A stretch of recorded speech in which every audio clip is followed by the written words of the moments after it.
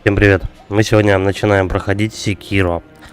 Пенни умирает дважды. Эту игру я не проходил.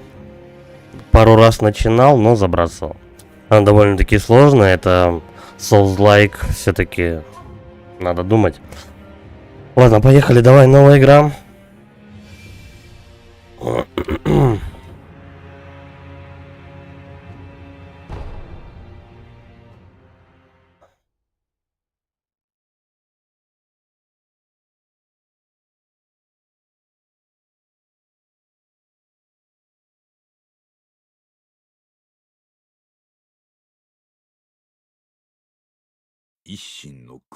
Прошло 20 с лишним лет с той поры, как Исин захватил власть клан Асина. И клан Асина находился на грани распада. Асиноби по имени Волк потерял все. И того, кто его усыновил, и мальчика, которого поклялся защищать.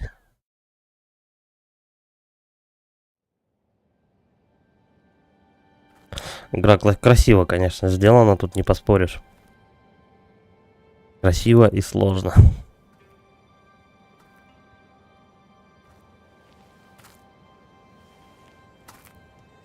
Будем надеяться, что все получится.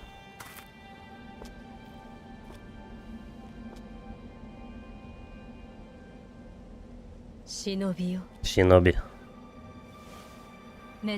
Откройте глаза. Ради своего господина.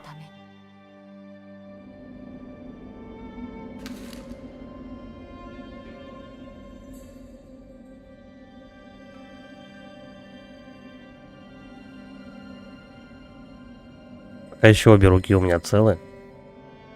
Пока что.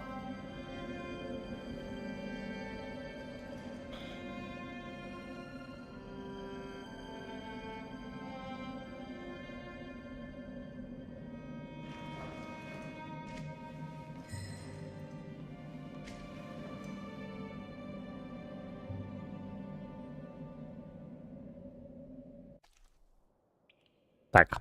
Что-то какую-то бумажку мне кинули. А туда можно сходить?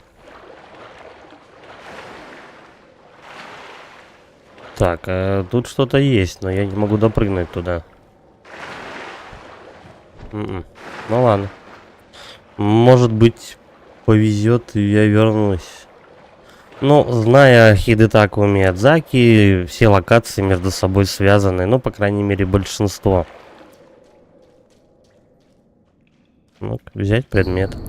Письмо с орнаментом, брошенное в колодец. Волк, служащий Кура. Твоя судьба ждет тебя в лунной башне. Выберись из колодца и найди башню, залитую лунным светом. Туда можно пробраться даже без оружия. Передвигайся неслышно, будь начеку. Угу. А это прыжок. Но играю ее на геймпаде от DualShock 4, от PS4. Так что раскладка у меня для геймпада на Xbox. Кстати, довольно-таки непросто было подключить этот геймпад. Резервуар Асина. Странно, почему-то нет оптимизации у игры для геймпадов на DualShock 4. Так, если я оттуда приплыл... Ага. А там я просто вниз. Она мне вот отсюда бумажку кидала, я понял. А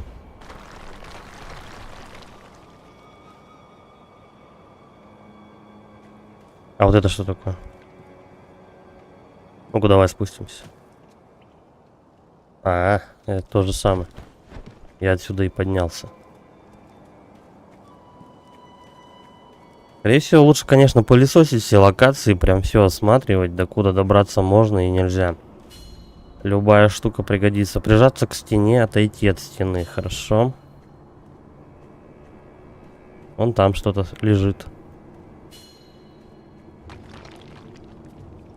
Ага, отошел от стены. Подожди. Присев и прячась в кустах или передвигаясь под полом, можно не попадаться на глаза. Сейчас у вас нет меча. Избегайте врагов, используя скрытность и направляйтесь к лунной башне. Если вас вот-вот заметят, над головой врага появится предупреждающий значок. А если вот я сюда проползу? А, все никак. Я могу только падать. Ладно, мы туда позже, наверное, доберемся. Назад. А, тот синоби на дне колодца. Мы его не связали, не заковали в кандалы, ничего не сделали. Этого никого не беспокоит? Абсолютно. Но мало того, что без оружия, он полностью утратил волю к жизни. Он трус, и волноваться о нем не стоит. Чуть-то обо мне не стоит волноваться. Присев, волк может забираться в узкие пространства, например, под пол. Ну вот, единственное, куда можно пройти. Что, меня заметили? Я же был тихий, как пердеж. Они за мной идут? Да нет, вроде. Ну сейчас подождем, пока музыка утихнет. На всякий случай. Подслушать. Дверь в лунную башню, ты проверил, что она заперта? Она, конечно, заперта, но ту дыру в стене так никто и не заделал. Дыру? Не переживай. Она на самом краю утеса, через нее никто не пройдет. Ну, понятно. Сюда идем. Идем сюда.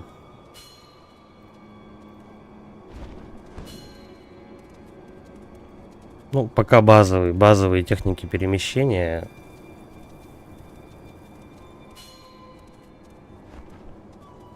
Мне больше боевка на самом-то деле беспокоит. Так, прыгать, ага.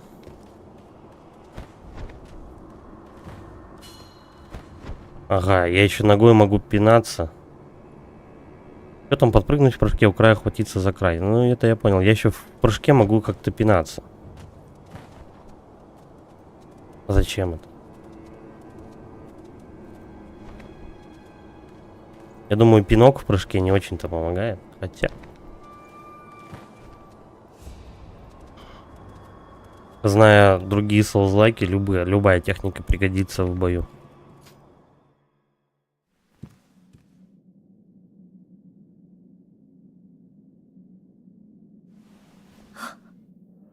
На девочку похож, но это парень.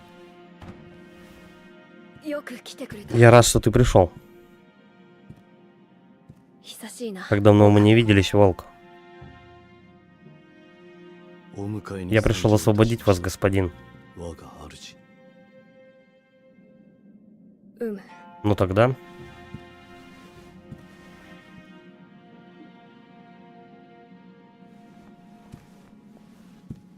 Что тогда-то? Не тяни, молодой человек.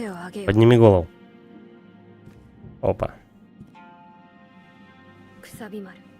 Кусабимару, твой меч.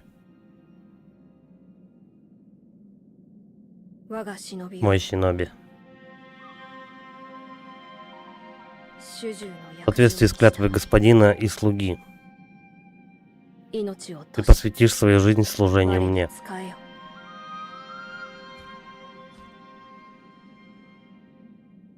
Хорошо, посвятим. Я повинуюсь.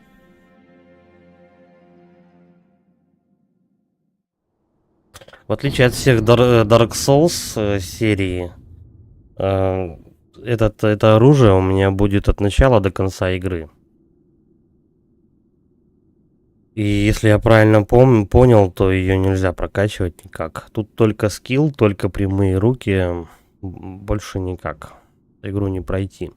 Кусабимару, меч, дарованный вам Кура. Это реликвия Хирата, ветви рода Асина. Меч считался потерянным, но теперь оказался во владении волка. Имя меча Кусабимару напоминает владельцу долг синоби. Убивать, но даже он не должен забывать о милосердии. Девиз, воплощенный в самом его клинке. Хорошо, меч дали. А пацан вот здесь вот в этой клетке, что ли, книжки писал, сидел.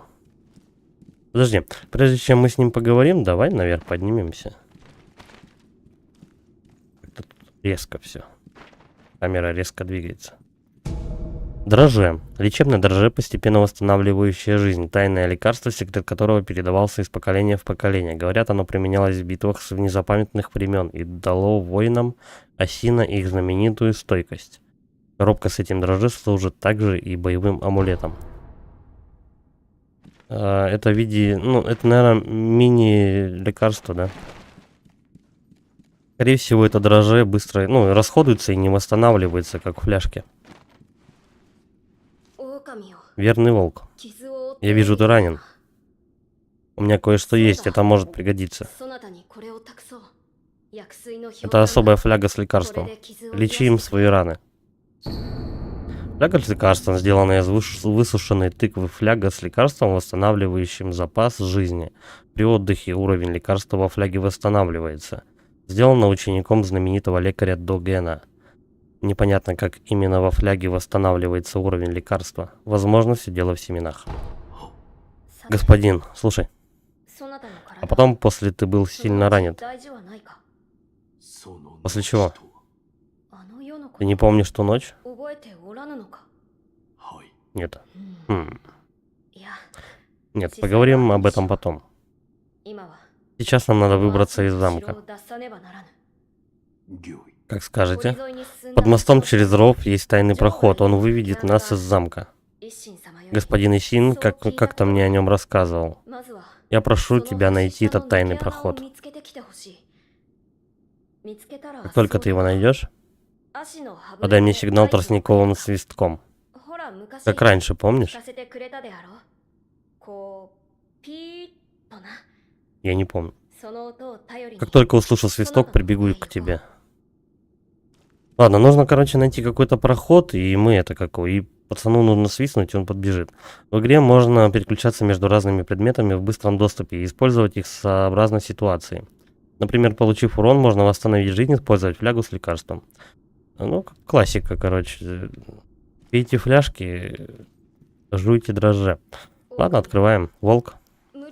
Не изнуряй себя так. Дай затянуться ранам. Заботливый какой пацан. Иди, говорит, будешь меня защищать, но сильно не утруждайся. Цель Синоби в бою — разрушить концентрацию врага. Это можно сделать в том числе атакуя его. Лишившись концентрации, враг становится уязвимым для смертельного удара. Атаковать, лишив врага концентрации, ну понятно. В общем, лупить ну, чем эта игра отличается вообще от всех соус-лайков, то что тут надо именно прессинговать врагов. Только прессинг помогает победить.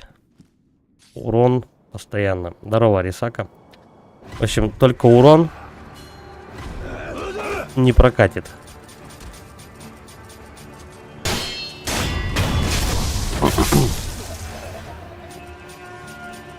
Вот единственное, что я научился за пару попыток прохождения этой игры, то что вот так вот надо спамить блоком, и тогда получается хоть как-то мочить врагов. Ну, прошел я до первого мини-босса эту игру, и все. А, нет, до великана в колодках, вот. Кстати, на игру можно поставить моды, там этого великана в колодках можно на Шрека поменять. Ну, вообще, модов я посмотрел на игру, вообще куча просто. Разные там одежды можно выбирать, персонажей там и так далее менять. Ну, по сути, принцип игры-то не меняется. Я ее в Стиме не покупал, я ее просто скачал в торренте. Иногда одних лишь атак недостаточно, чтобы разрушить концентрацию врага. Отражая атаки противника, вы тоже нарушаете его концентрацию. Опытный Синоби будет сочетать защиту и нападение, чтобы быстро победить. Ну, ясно. Есть определенные сайты, короче, если тебя это интересует. Есть определенные сайты, которые можно пополнять кошелек в Стиме. Там они берут какую-то минимальную комиссию. И мне один товарищ говорил то, что вроде сейчас через Киви кошелек можно уже свой кошелек уже просто без сторонников пополнять. Так что вроде как в Стиме Киви открылся. Так, ладно, погнали дальше.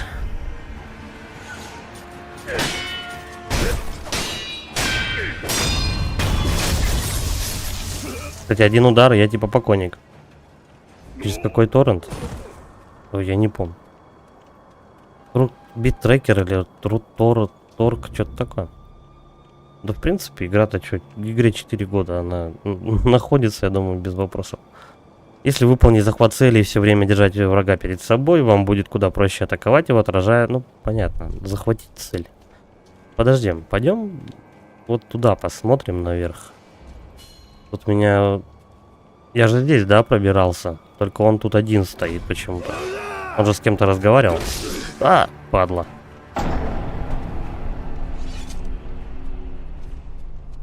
Я через этот, как у Казахстан, даже париться не стал бы. А что это у тебя такая маленькая скорость?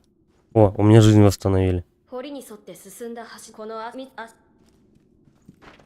Может быть, у тебя что-то с этим, как его, с самим торрентом? Ой, кстати, дрожжа уже тут нету. Так, меню снаряжения. Окей. Вот. Фляжку сюда поставим. Как настроить скорость? Ну, вообще, допустим, если ты с торрента качаешь, обычно что советуют? Поставить, типа, новый торрент, обновленную версию, чтобы без проблем было все. Вообще, скорость раздачи еще зависит от того, сколько человек раздает.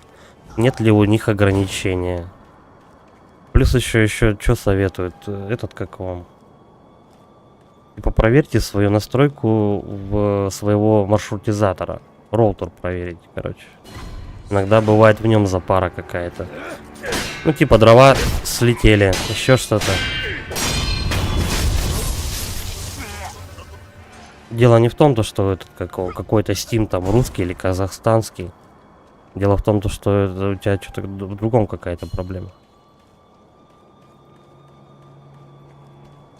Типа сам Steam, короче, неважно в какой стране, он не может тебе ограничения поставить, если ты сам его не ставишь.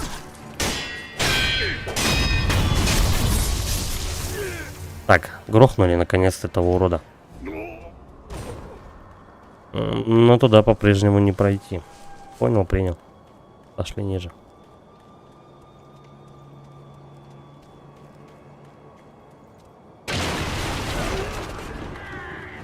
А что там такого грохнуло? Это дерево какое-то разлетелось? Ах, сиганул меня чуть-чуть. Но он будет убить.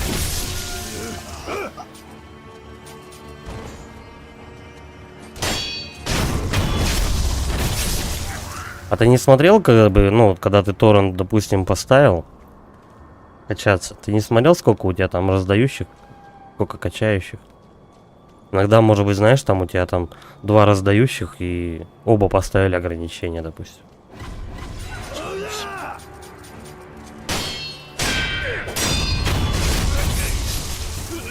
Я так и знал, что этот здесь стоит.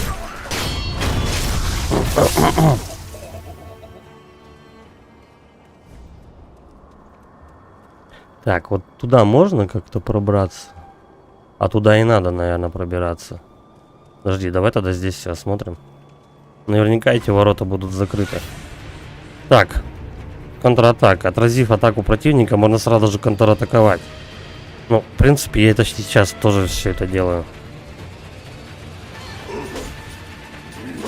Нихуя у него какая мотыга. Опа, падла. Долбанула. Эй, вставать не хочешь? Ага, и он назад сразу же отходит. Хитрец какой.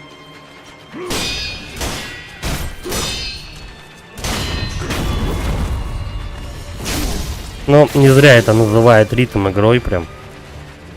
Некоторых сильных врагов можно убить лишь несколькими смертельными ударами. Ну это понятно, вот точки в левом верхнем углу, это как раз это то, что надо несколько раз его поразить. Давай-ка, наверное, мы грохнем фляжку-то с лекарством.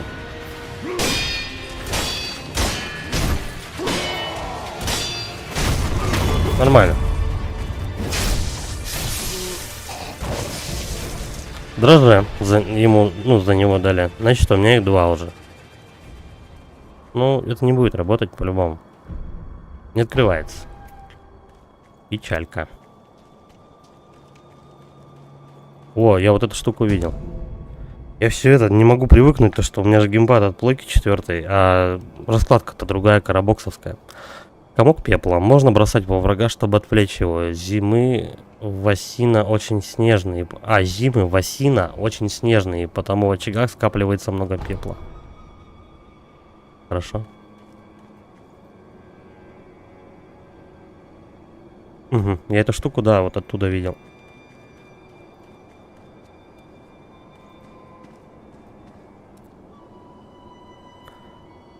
А что если туда попробовать залезть? Да хотя, наверное, вряд ли. Вот так вот можно забраться. Подожди, а там что, крыса какая-то? Что-то там такое странно прогружающийся какой-то объект. Оп, ну, ай. Подожди, я хочу попробовать.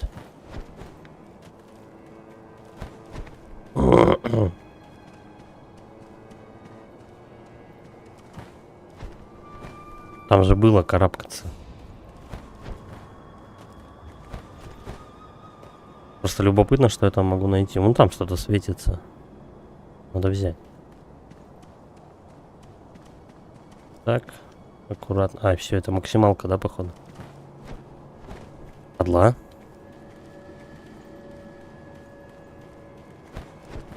Ну, тут же не должно быть типа двойного прыжка. Хотя, подожди, вот же можно забраться.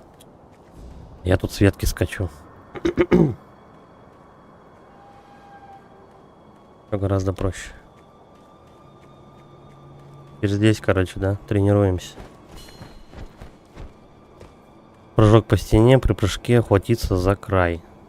Ну да, здесь, значит, можно это сделать. Вообще, туда вот куда-то. Ладно, пробуем.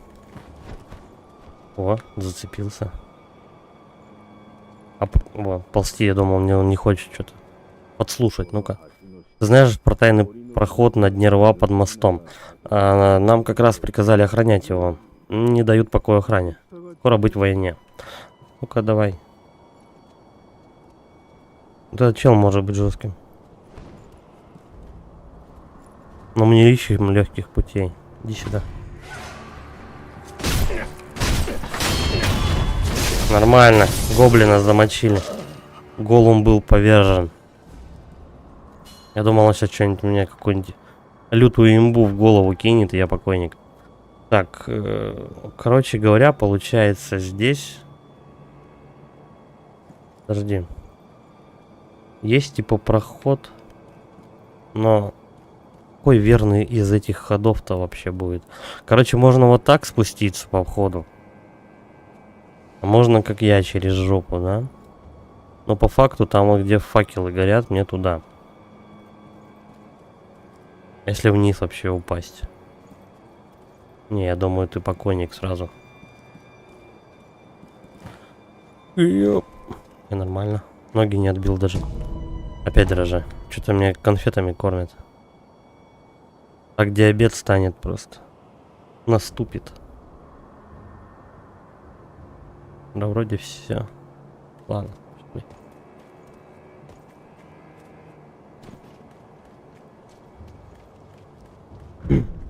Похоже, что это и есть путь из замка. Вызвать кура тростниковым свистком.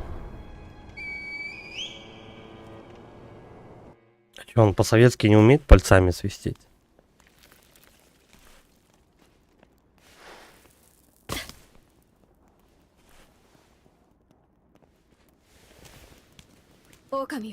Волк, ты нашел выход. Теперь давай уходить отсюда.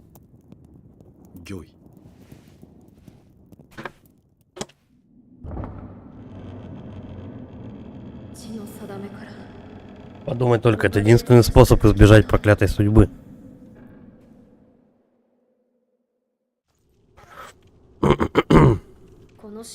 Куда мы пойдем, когда выберемся из замка? Полагаю, первым делом надо пересечь границу земель Осина. Или может лучше где-то спрятаться? Как думаешь? Как сами захотите. Узнаю волка. Господин? А, ничего, я просто вспоминал. Идем же дальше. Ну, идем.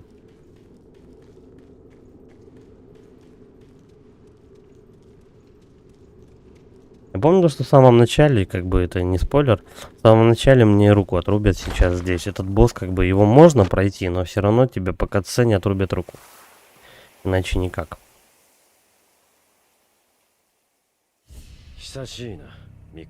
Божественный наследник.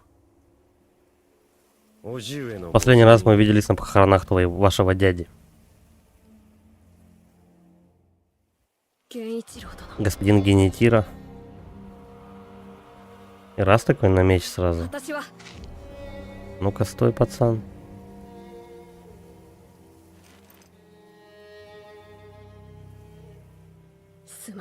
Спасибо. Предоставьте это мне. А малой сразу же удрал куда-то в кусты прятаться, пока дядьки взрослые разбираются. Давай его чуть-чуть просто для ознакомления полупим, но все равно по факту надо проиграть. Значит, благородный Синоби решил заступить нам на путь.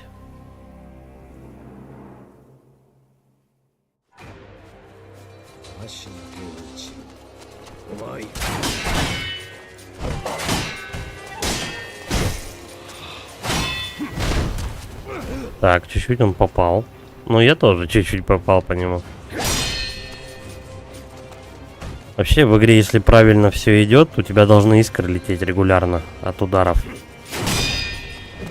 Тогда ты типа хорошо в тайминг. А, ну да. Тогда ты хорошо в тайминг попадаешь. Ладно. У него там какие-то иероглифы начали выскакивать. Это ему еще меня не учили. Как парировать эти атаки. Там, по-моему, подпрыгивать надо.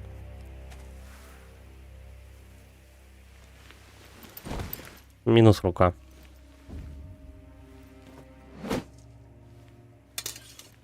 У него панталоны мощные вообще одеты. У него жопа преет. Это все, что может Синоби. Божественный наследник пойдет со мной. Сколько, интересно, у него лук весит?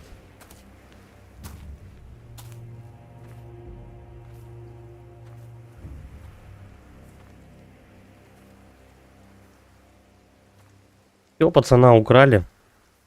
Руки нет.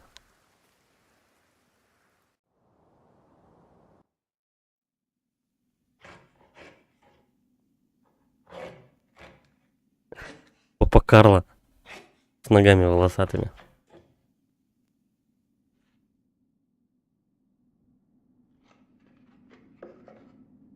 Я так понимаю, я подопытный Буратино, да? Чем он меня накрыл, я не понимаю. А листом?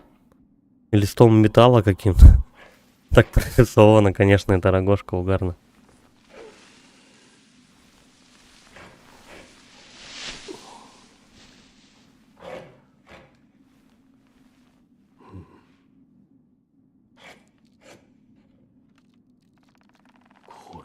Что это? Я вот не понимаю, она из кости или из дерева? Вроде выглядит как кость. Так ты пришел в себя. Похоже, смерть тебе не грозит. Пока что.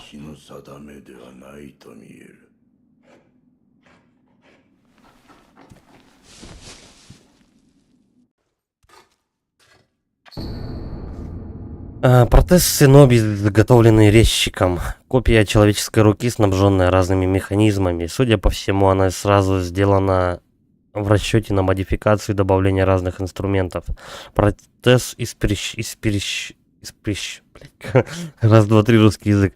Протез испещрен следами ударов и покрыт многочисленными пятнами крови и масла, но механизм нисколько не пострадал.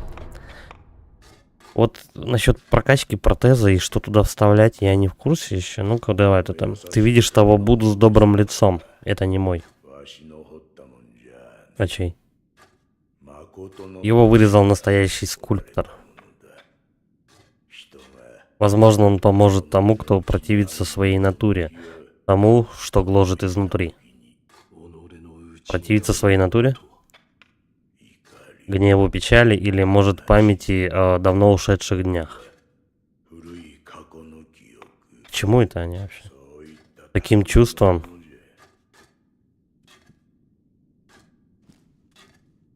Ладно. Он тут Будд вырезает разнокалиберных. Я смотрю, тут есть самые маленькие, есть большие какие-то. Зачем ему столько? Давай поговорим лучше. Как тебя зовут? Твои глаза. Глаза волка, который не выполнил свой долг. Ну или так, мне кажется. Это тебя не касается. Слова истинного синоби. Я должен вырезать Будду. А ты делай то, что намерен. Кстати, ставили игру в фоторежим, и у главного персонажа, у волка, действительно глаза волчьи. Спросить, как вы сюда попали, спросить о вашей новой левой руке. Ну давай, как я сюда попал. Почему я здесь? Я просто перетащил тебя сюда. Сам не знал толком, жив ли ты. Все же не хотелось, чтобы тебя собаки съели. Сколько я спал? Я нашел тебя уже довольно давно. Ясно? И все же, твой господин еще жив. Его держат в замке. Скоро они воспользуются его кровью. Похоже, ты по себе убедился в том, насколько она ценна. То есть пацана, короче говоря, забрали, чтобы какой-то ритуал, наверное, провести. Я думаю, так. Спросить о новой руке. Моя левая рука, что ты со мной сделал? Я называю это протезом синоби. Подходящий клык для однолапого волка. Хотя статуи с ним вырезать неудобно. Забирай. Протез синоби. Это не просто замена твоей пропавшей руке. Если найдешь инструменты синоби, приходи ко мне. Инструменты синоби? Понятно. Для этого устройства. Быстро соображаешь. Принесешь инструменты синоби, я приспособлю их к протезу. Тогда уж точно ты оценишь его по достоинству. Короче, универсальную руку мне прикрутил. Зря я так разболтался. Лучше иди. Ну давай про кровь еще. Что значит, они воспользуются его кровью? Я мало что про него знаю. Разве что в нем живет наследие дракона. Эта кровь течет в жилах твоего господина, значит божественный наследник. За ним кто-то охотится. Возможно, то, что с тобой происходит, с этим как-то связано. Ну, конечно, связано. Я пацана защищал, мне руку отрубили. Хоть ты и странный человек, однако же бывали в этом храме и другие необычные гости. Один такой обосновался на просеке справа от ворот. Храмовый двор. Два странника в странных обстоятельствах. Да, пожалуй, вы поладите. Справа от ворот в храмовый двор. Где его искать, этот храмовый двор? Ну да ладно. Синоби способны в назидании оставлять после себя тени былых своих свершений. Ну это, короче говоря, видения эти, как и в других соус-лайках. Ты типа можешь смотреть, если ты онлайн играешь, ты можешь смотреть, как действовали другие игроки. Но это вообще не информативно и порой даже сбивает. Надписи также вот у нас в Elden Ring оставляли там и так далее. Бесполезная штука. Что это опять дрожжи? А сколько у меня их вообще? 3 штуки. Идол возвращения. Карманная статуэтка Будды, вырезанная из дерева, может использоваться многократно. Волк хранит ее с тех самых пор, как его спас отец. Углы статуэтки стерлись от времени. Это Будда нужен, чтобы возвращаться домой. Он вернет владельца к последнему посещенному им идолорезчика или в разрушенный храм. Ага. Ну, что-то подобное, в принципе-то было, кстати, у нас в этом... Dark Souls'ах. В Bloodborne'ах. Ты используешь какую-то штуку, она тебя назад возвращает. Либо в хаб, либо еще куда.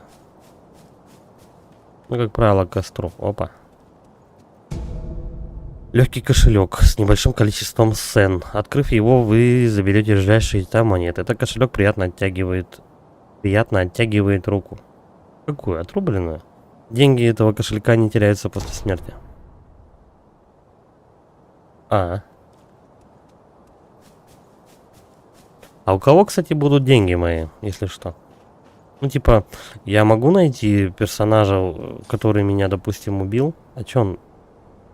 Я могу найти персонажа, который меня убил, типа... Здорово, Олег. И потом у него свои души забрать или нет? Я не помню, как эта механика тут работает.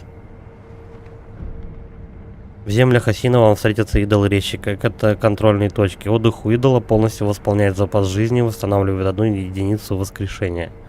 Ага. Кроме того, в ваш текущий инвентарь будут добавлены из хранилища предметы для быстрого доступа и эмблемы духа, но при этом воскрешаются убитые ранее враги, а враги за некоторыми исключенными. Ну, короче, сложные боссы не восстанавливаются, мобы, да. Это я понял. Вот не знаю, что за бусины, воспоминания и эмблемы духа. Ладно, разберемся. Всё. Я смотрел, вот здесь какой-то проход есть.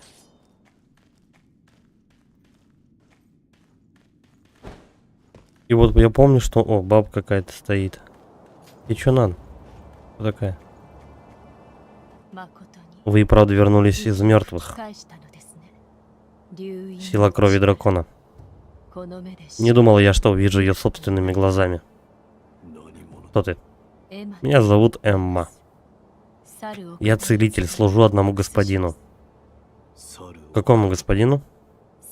Простите, но ради его безопасности я не могу разглашать его имя. Сам господин, однако же, приказал помогать вам любыми средствами. Я не жду, что вы доверитесь мне. Я должна выполнить приказание господина. Ваша фляга с лекарством.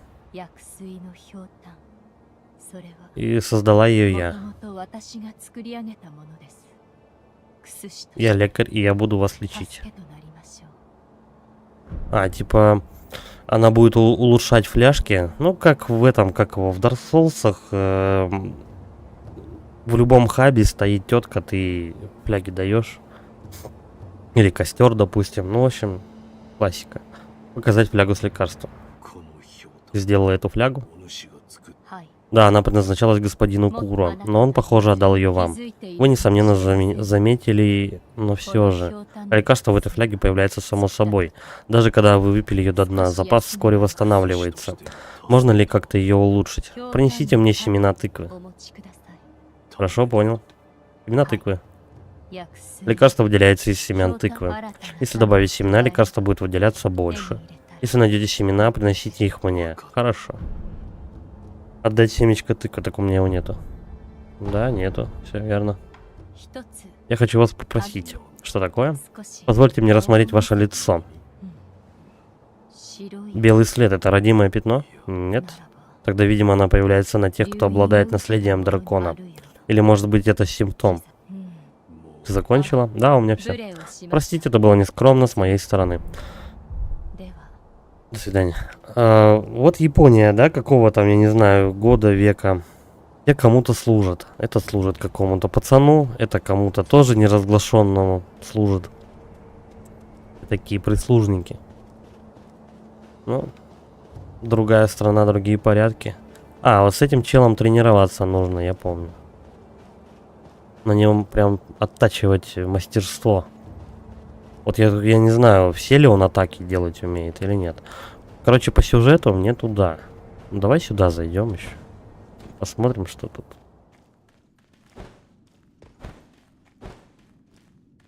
Прижаться. Все, не работает проход. Возможно, это какая-то срезка или что-то такое, и открывается она позже.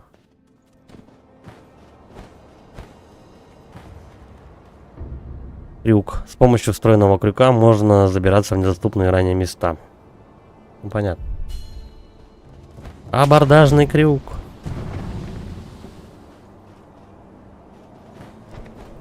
Как-то его можно потом, интересно, прокачать? Хотя зачем? Чего он не забирается-то? О, с 3-го раза. С какой? Или с 4-го? Так, давай здесь что-нибудь посмотрим. Окраинная осина. А мне нужен храм, да? И там мужик какой-то справа. Вон там какая-то блестяшка есть, лежит.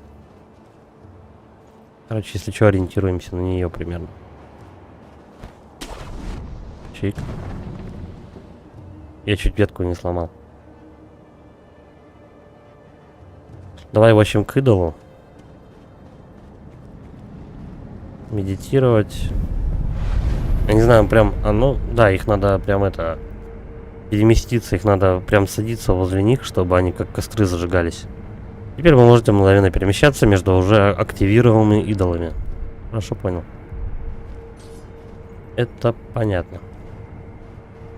А что если мы, допустим, сюда упадем? Есть что-нибудь с этого? Какой-то профит вообще? Вон там что-то есть. Там и мужик имеется. Ну давай чистить локацию, что делать?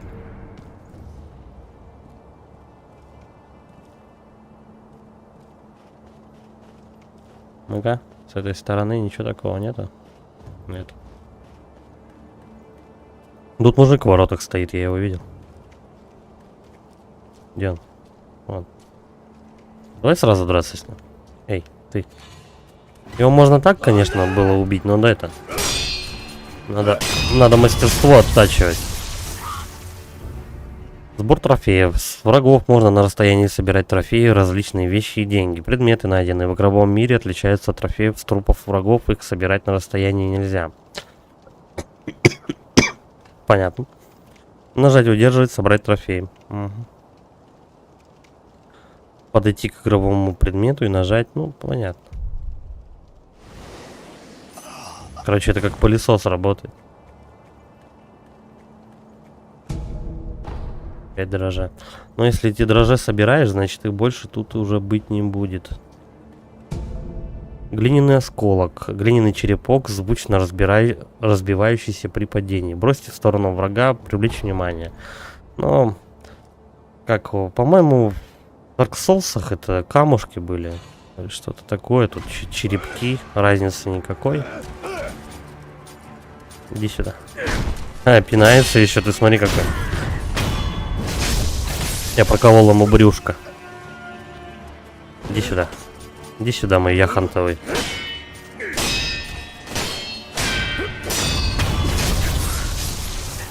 Все.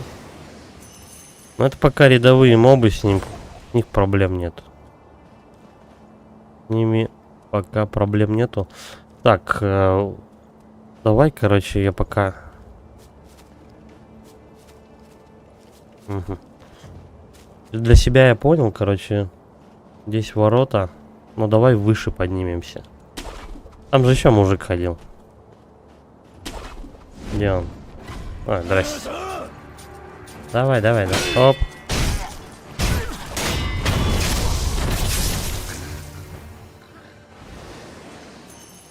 Еще один джаз с него чуть-чуть.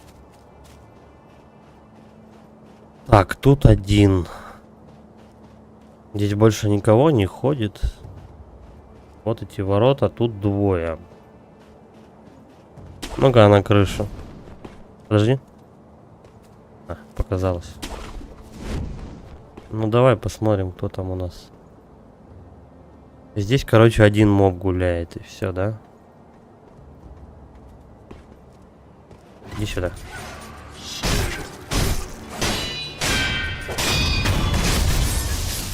Да нормально. Он даже меня не столкнул. 5 осколок.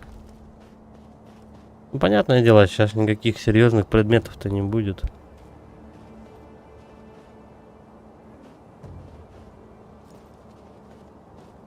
Это же явно не открытый мир. Тут же коридорные локации по-любому.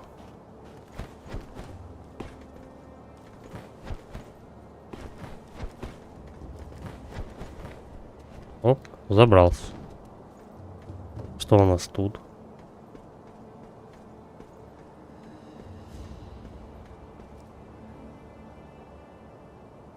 Угу. Пока не совсем понятно. Ой. Давай-ка наверх. К тому же меня полили. Ай-яй-яй. Кто шмальнул? У них ружья, кстати.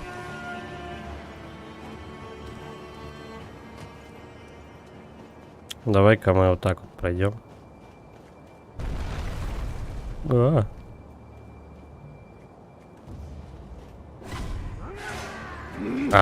Меня видят.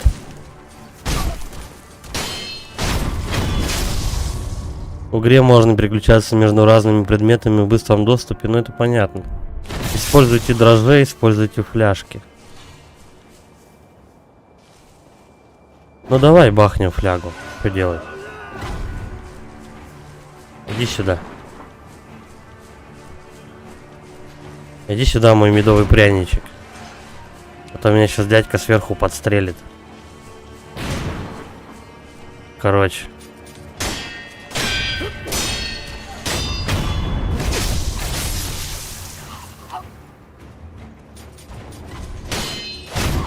Пока он заряжает 10 тысяч миллионов лет.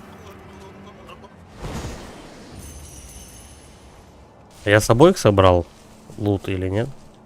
Да, с обоих. Что они? Леденец какой-то охраняли из храма леденец, из храма Сэмпо, наделенный благословением Унго. Временно снижает урон вашей жизни от физических атак врага. Раскусив такой леденец и встав в стойку Угна, воин получает благословение духа. Духи — это кармические посланники. Раскусите леденец и примите свою карму. Такие конфеты раздавали честь. Чего он делает-то, я так и не понял. Временно снижает урон вашей жизни от физических атак. Короче, леденец жрешь, и тебе меньше попадает по голове, да? Но это же все равно атаки никто не отменял. Так что не надо мне тут. Опять пепел. Все равно урон-то будешь в любом случае получать. О, здрасте. Это что-то новенькое. Оп. Минус волчара позорно. Он еще один. Их двое.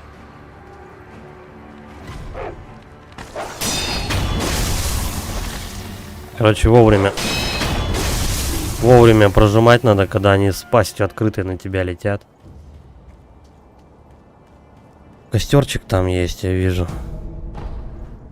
А вот тут куда спуск?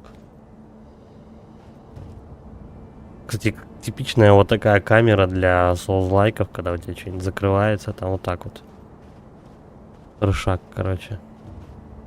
Если я правильно понял, надо вниз куда-то спускаться. Топать вон ту сторону. Вон там костер горит. Так. Вот здесь я помню, это вот здесь босс был. Подожди, давай-ка все осмотрим тут. А чё мне не забраться? Ну ты даешь. Тоже мне секира. Давай так тогда зайдем. По этой крыше я бегал. Давай здесь вот осмотрим, что есть.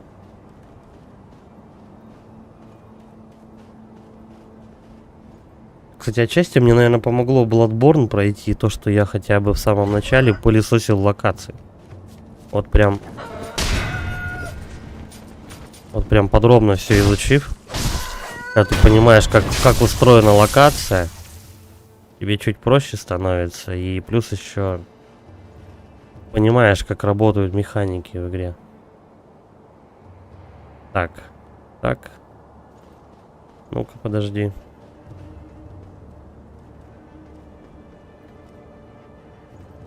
А если я спущусь вот здесь? Если я не ошибаюсь, по-моему, спидранеры как-то этого босса, мини-босса этого минуют. Но я так делать, естественно, не буду. Будем страдать по полной программе. Так, тут все вроде. Короче, опять конфет мне надавали. Я говорю, так у Секира запросто диабет начнется. Давай, отдохнуть. Ляжечки восстановим. Это прям нужно нажимать, да?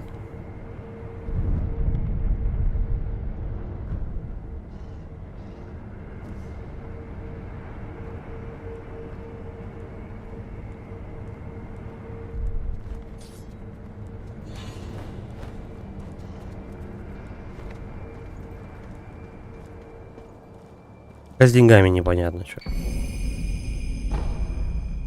Колесо для сюрикена. Установка инструментов в протез. Встраиваемые инструменты нельзя использовать отдельно. Если отдать их резчику, он сможет установить их в протез Синоби. Быстро вернуться к резчику можно от идола. Ну, понятно. Ну, давай, наверное, поставим. Тут уже собачки гуляют. Обратно. За них все равно денег не дает. Давай попробуем к резчику вернуться. Окраины Осина. Вот, мне туда.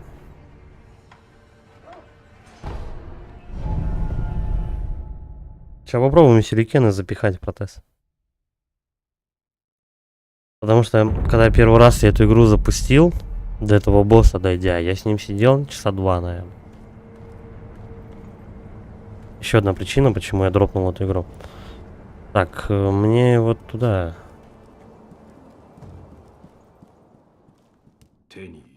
Вот, я нашел один. Инструмент Синоби, да. Я уже сравнил твой протез с клыком. Устанавливая в протез разные инструменты, ты сможешь менять вид своего оружия. Крошить щиты, убивать быстрых врагов издалека. Чем больше устройств, тем больше способов разить врагов. Если нужно кого-то убить, всегда можно подыскать оптимальный способ, только и всего. Похоже, ты хорошо разбираешься в этом протезе. Надо бы мне успокоиться. Чем больше я говорю о кровопролитии, тем более демоническими получаются мои скульптуры. Давай сюда, я остановлю это на протез. Давай. А резчик одной рукой работает.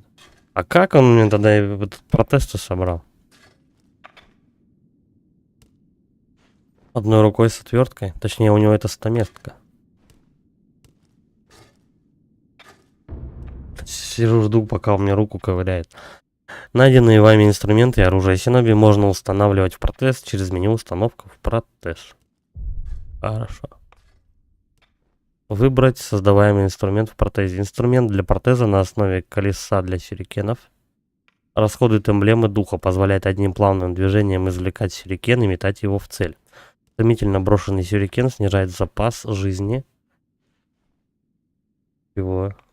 жизни и концентрации противника и наносит огромный урон врагам, застигнутым в прыжке. Хорошо. Ну все, поставили. Надо еще что-то?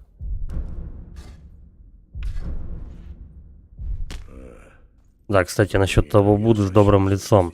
Смотри, не балуйся с ним. Инструменты в протезе, оружие и инструменты Синоби приспособлены для установки в протез. Их можно выбирать в меню снаряжения. На их применение расходуются эмблемы духа. Но все равно эти штуки подняты, и надо будет к резчику нести, а потом их выбирать уже в ходе игры, как, кем ты будешь пользоваться. Устанавливать их в слоты. Так, хорошо. Применение расходуются эмблемы духа. Открыть меню снаряжения, использовать инструмент в протезе, выбрать инструмент в протезе.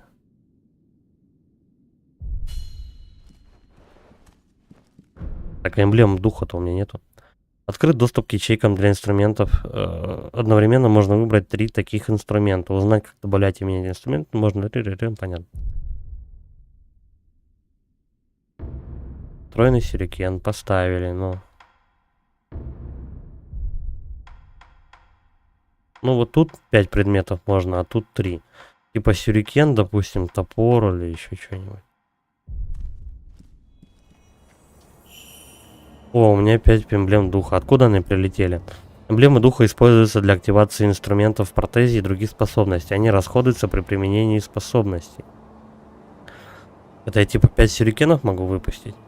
Эмблемы духа можно получать из побежденных врагов, находить в игровом мире и приобретать посредством идолов резчика.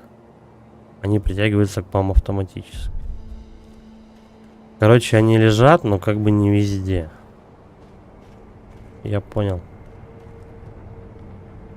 Так, ну ладно, давай переместимся, короче. Купить эмблемы духа. 10 штук. Ну, давай.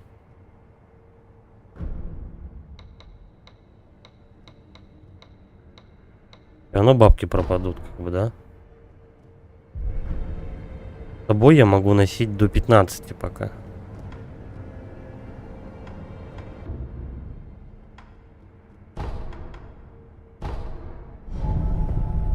Я теперь могу 13 сюрикенов выпустить. А потом как они восстанавливают? Ну-ка, где волки? Давай проверим, как это работает. Минус псина сразу же. Бам, бам. Так удобнее, кстати. Допустим. Вот у меня 9 эмблем. Помедитировали.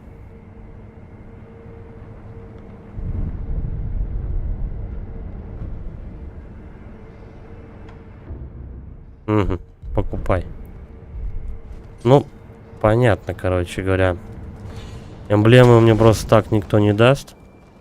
Их надо брать. Я думаю, позже будет проще с деньгами-то. Определенно. Врагов будет больше, да, и этих денег с них пошибче будет падать. Ладно, давай, первый босс. Мини-босс. И вообще его можно сверху было бы мочить.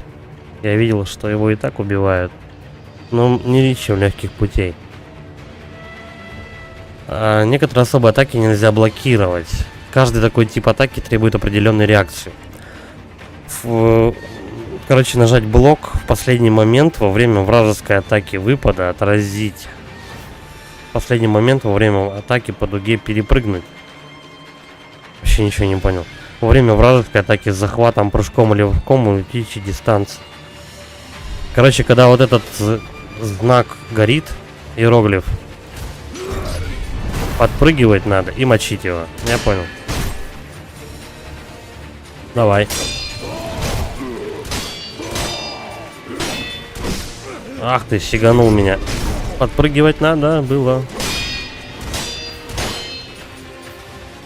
Иди сюда. Главное прессинг. Давай, ему чуть-чуть осталось. Минус 1 жизнь у него. Сейчас сделаем. Блин, он еще прыгать умеет. Не знал. Ай, печально. Чуть было не было. Перекат. Чего замешкался? Привет еще раз, Алисар. Замешкался после того, как вас сбили с ног. Верная смерть. Чтобы быстро восстановиться, когда вас сбили с ног или лишили концентрации, выполняйте перекат. Да ну какой перекат? Это ж... Хана мне, он меня еще... Но он меня еще и на граб поймал.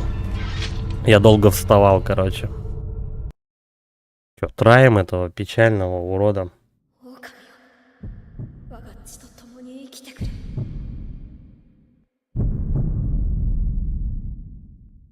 А, у меня же вторая смерть еще, точно.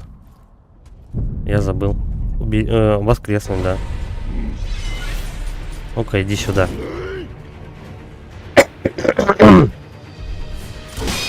Я же думал, все, мне борода. Все равно он меня долбанул. Подожди, давай бахнем фляжку. Да. Я думал, шансы есть.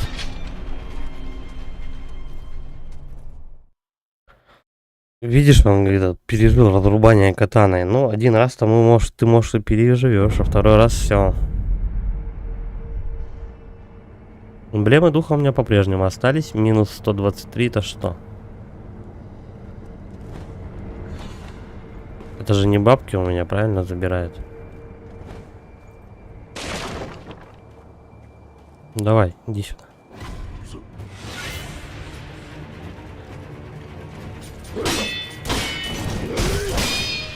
Вообще первый шарик у него можно снести просто этим, как его, сверху на него прыгнул.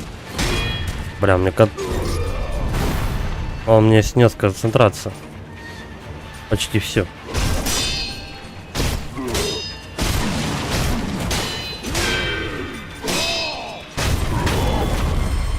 Ну, добивай. А чё у него не загорелся красный значок? Странно.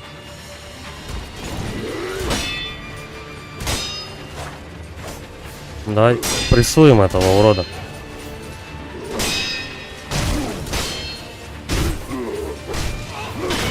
Ух. Пошел в очко. Я не знаю, правильно я сделал то, что не прыгнул. Ах ты, падла. Пошел в жоп. А, довали.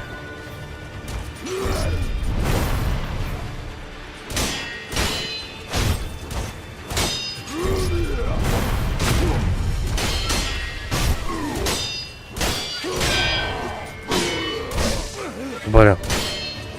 Сколько у него атака-то идет? 3 раза или 4?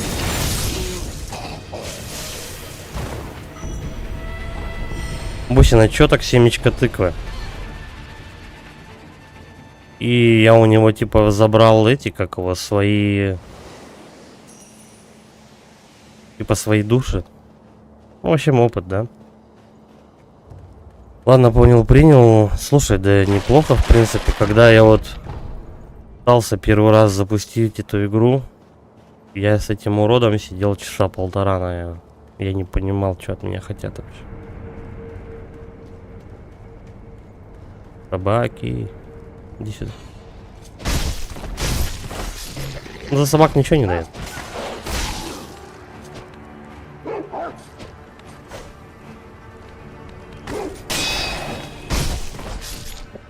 Интересно, откуда искры отлетают? От его зубов? Ой. Так, и у меня эмблемы духа восстановились. Это, наверное, из-за того, что я того босса замочил.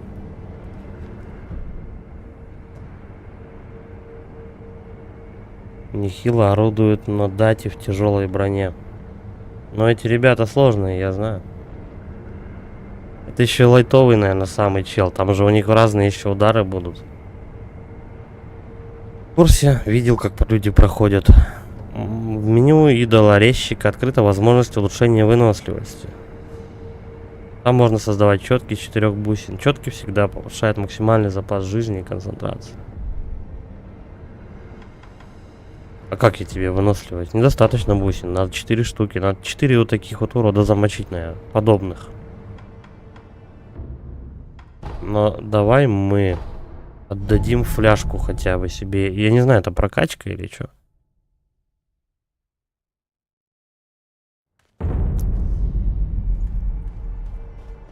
Короче, либо у меня будет теперь 2 фляги, либо этот какого. Либо она просто лучше будет восстанавливать.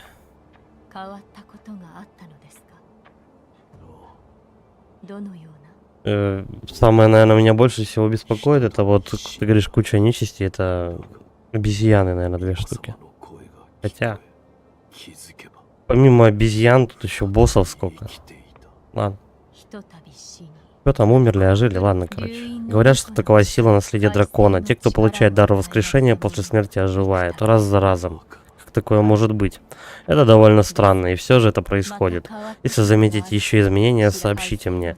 Мне кажется, у дара воскрешения есть своя цена. Но у тебя, по-моему, здоровье не полностью восстанавливается, насколько я заметил. Хорошо, что вы пришли, господин Волк. На тебе семечко тыков.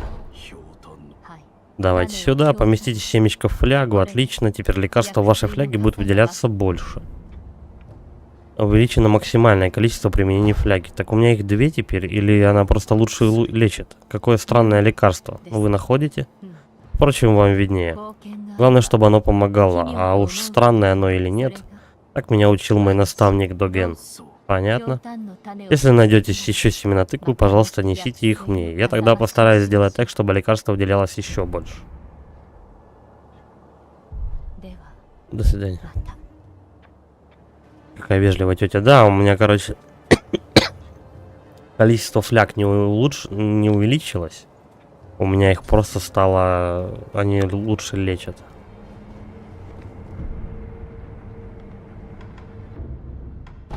Короче, пошли дальше.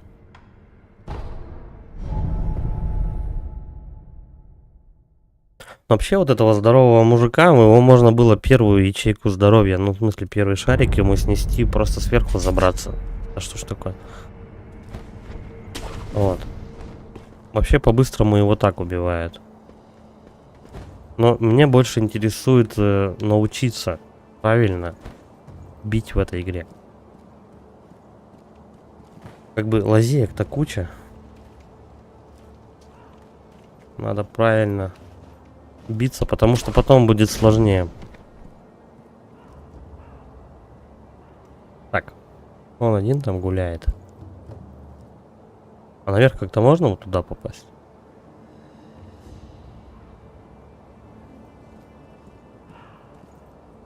О, подожди, давай-ка это откроем. Это можно открыть?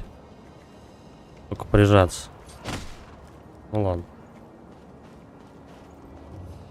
Придется теперь всегда перепрыгивать. Вообще, в принципе, можно даже было с ним и не драться. Его чисто на... Ты его бьешь, наверное, чисто чтобы бусины получить. Четки там, тыквы. А так он не обязательно. Ну и ладно.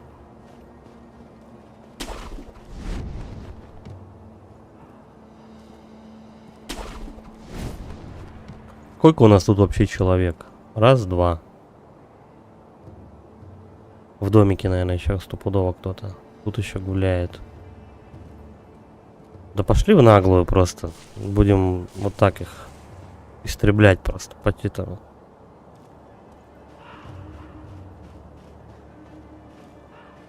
Что, тут никого? Вон один.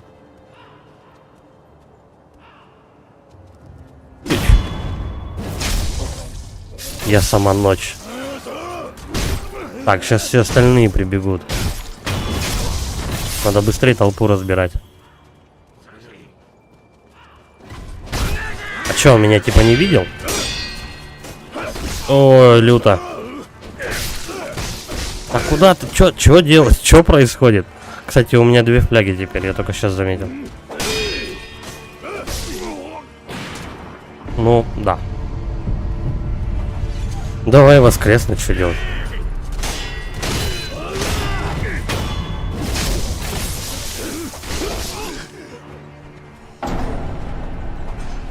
Заруба.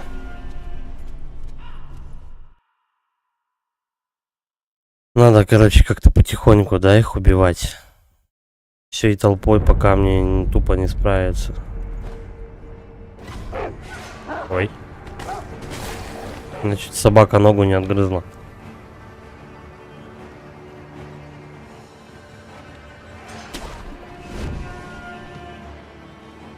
Ну иди сюда, вот ты первый будешь. Второго давай сюда.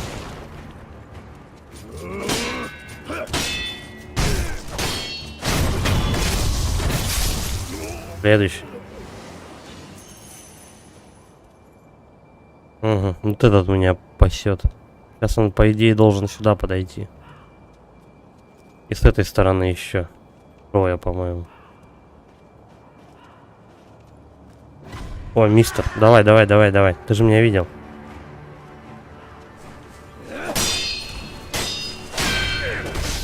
Да, я только из-за кустов плохо атаку вижу. Там еще кто-то с меня стреляет. Вот уроды. Ой, иди-ка сюда. Странно, он даже в меня не попал. Оп. Ха-ха, прибежало, никого нет. Здрасте. Как бы можно эту всю толпу через стелс переложить, но это же долго. Экшен, где экшен? Бля, плохо то, что их двое.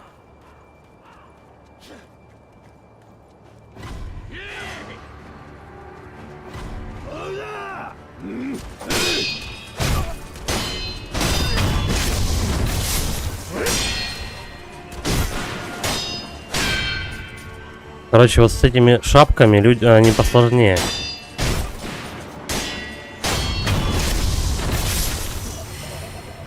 Стрелки определенно никуда не отходят.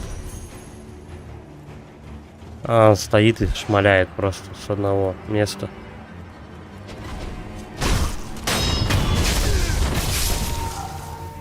Я так понял, что я в него не попал, потому что он ко мне спиной был. Вашу мамашу. Не, подожди. Я хочу собрать вот эту штуку. А потом уже спокойно умереть. Шар Мибо, наполненный водой первоисточника, благословленной на богатство. Если лопнуть золотой шар Мибу и помолиться, те, на кого попадет эта вода, временно будут получать больше денег. Жители Осина считают, что вода первоисточника сама по себе достойна поклонения.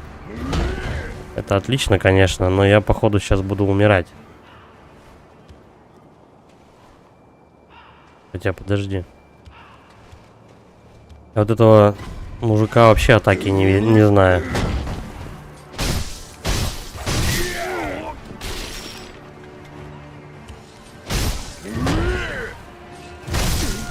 Ау.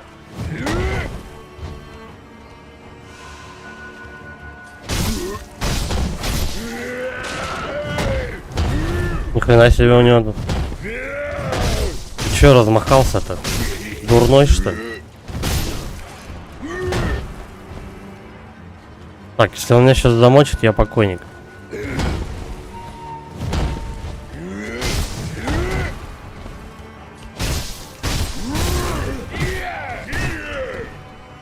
Подожди. А мы можем как-то его парировать-то вообще удары? О. Все так вот так вот он и бьется. Ну-ка, я сюда вот могу запрыгнуть? Нет.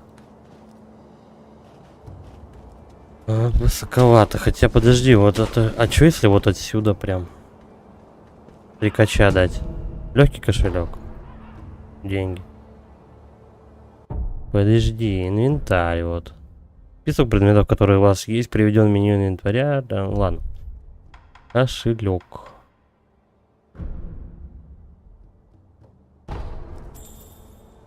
Ага, деньги, короче, вот у меня выпали. А потом будет тяжелый кошелек, типа.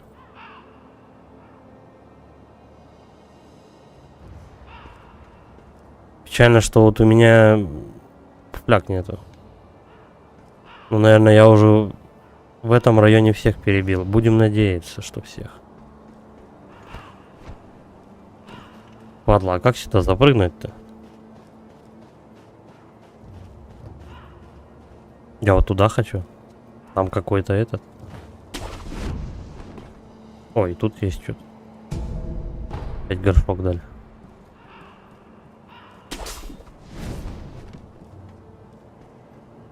Как сюда запрыгнуть-то?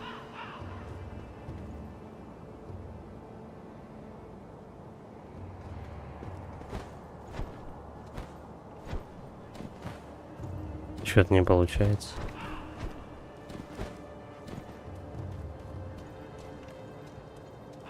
Разберемся. Пошли тогда, короче, выше. В этом домике я был.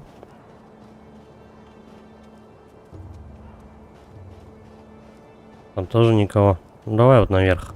Там есть кто-то? Ага. Но во время замеса они все сюда прибежали вниз, короче, меня лупить. Да, у меня хп реально на один удар. Жрать-то ничего. Тут же где-то костер был.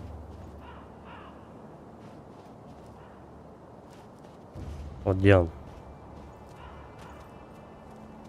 Если кто-нибудь лютый выскочит, и мне хана.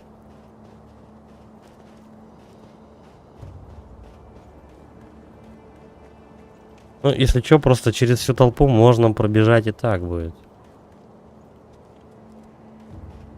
Ну, что это за тетка такая? Иди сюда, мой медовый пряничек. Ты кто такая? О, это ты. Иноске. О, я не ваш сын. Ну давай, я не ваш сын. Ну вот опять ты. Вечно ты дразнишься, путь я и стара, но мать сына всегда узнает. Впрочем, ладно, возьми этот колокольчик. Это талисман, я сделал его с мыслями о юном господине. Прошу, преподнеси его Будде от имени господина. Колокольчик господина Куру. Амулет-колокольчик от старой женщины. Она попросила принести его в дар Будде.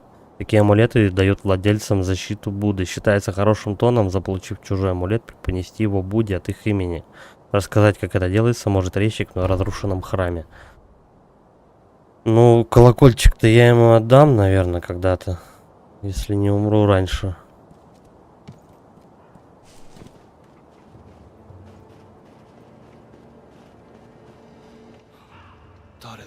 Кто здесь?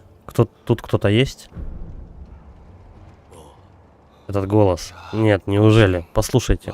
Меня зовут Иноски Нагами. И я вассал семьи Хирата. Или, по крайней мере, был им. Я хочу попросить, вы не могли бы проведать старую женщину в том доме?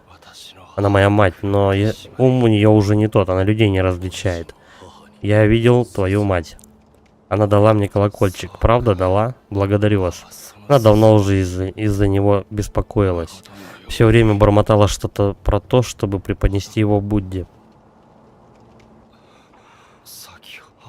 Спасибо вам за то, что вы навестили матушку. А ну да. Ну, повтор, да? Подожди, а если еще раз к ним подойти? Зная просто Хидетаку, у него не всегда адекватно квесты построены. Ты преподнес колокольчик будет. Заходил в разрушенный храм, где живет тот упрямый резчик. Ты там наверняка найдешь Будду. А зачем это? Вот они меня тащат, чтобы я прямо этот, как вот иди, короче, к резчику, да, иди в храм. А если... Блин, так они же все восстановятся тогда. Так костра я так и не нашел, и вот туда не забрался. Ну, красиво, конечно, тут все локации сделаны, мне просто радует глаз.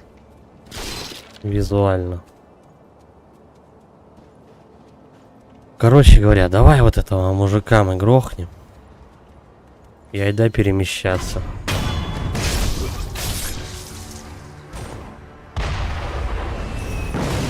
Вот, таким макаром я бы сейчас отъехал просто запросто.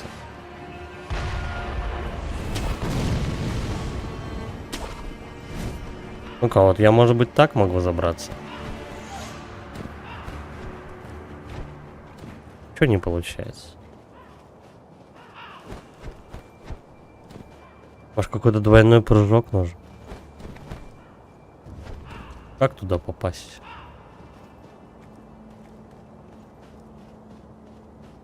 Не очень вовремя я начинаю это выяснять, когда у меня минимум жизни.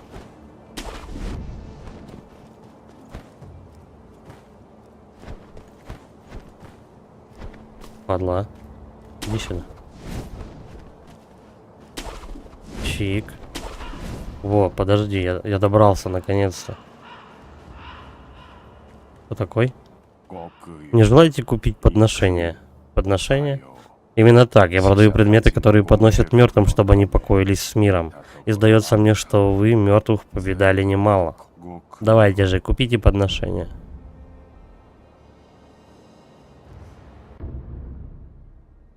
Угу. Кошельки, ну зачем мне?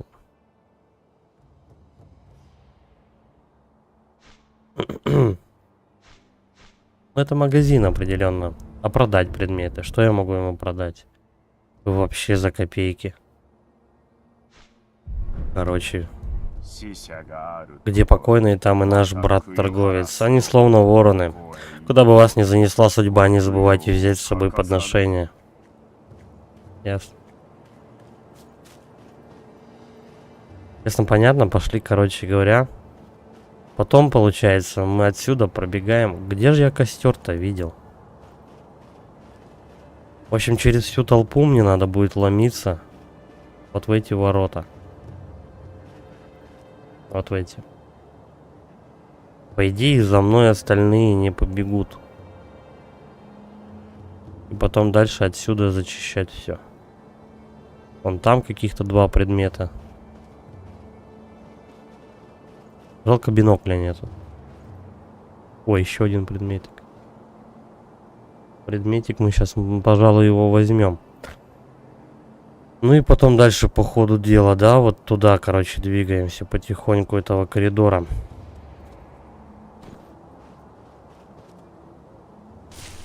Интересно, я вообще отсюда могу потом выбраться? Леденец Гатина. Главный жрец Сэмпо дал эти леденцы шайке низкорослых, но опытных убийц. Когда-то они были стражами храма, а теперь выполняют грязную работу для его обитателей. Леденец заглушает звуки, скрывает ваше присутствие. Раскусив такой леденец и встав в стойку Гатиина, воин получает благословение духа. Короче говоря, это этот, как он... Здорово, Вальф. Так, я тут еще одно сообщение прочитал. Жаль, что нельзя менять оружие. Захотел пару мечей, захотел дубину взял, захотел нагинату. Да, вот это, кстати, печально, но в чем прикол-то? Тут же есть тут же есть протез, который тебе второе оружие, в принципе, заменяет. У тебя есть основной меч, есть протез, так что вроде как все верно. Так. Ага.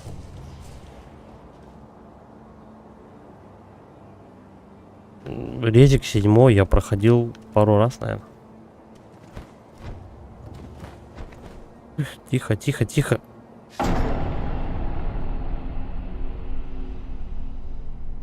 Это уже основная, да, смерть? Да.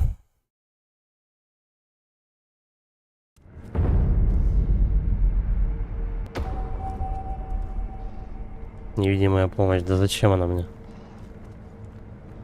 Короче, пошли переместиться. Колокольчик отдадим хотя бы мужику. А монеты куда мои все делись? Я же сейчас не умер от кого-то. Монеты никуда не делись. И этот, как его, я не потерял. Так, опыт не потерял.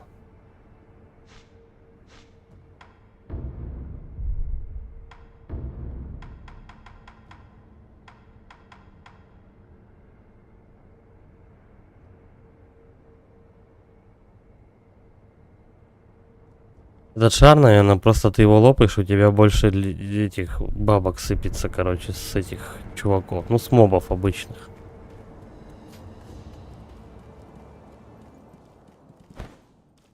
Чирин. Я слышу звон колокольчика. Ты имеешь в виду этот старый колокольчик? Старуха попросила меня преподнести его Будде. Этот колокольчик, ты видел его раньше? Нет, не узнаю. Похоже, колокольчик считает иначе. Мне кажется, он хочет что-то тебе сказать. Что? Преподнеси его Будде. У стены есть Будда с добрым лицом. Он отличается от статуэток, что вырезал я. Он был создан рукой настоящего скульптора. А какой инструмент? Все, что надо мне он поставил. Если хочешь научиться кусать каким-нибудь еще новым способом, ищи другие инструменты. Ой, ладно, все, отвали. Давай вот сюда колокольчик какой-то поставим. Зачем, я не знаю.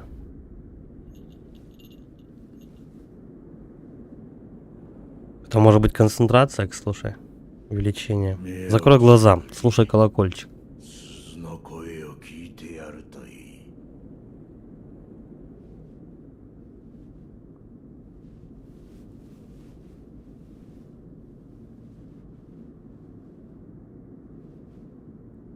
Ну и чё? Звон проникнет в твои мысли и пробудит ото сна былые воспоминания.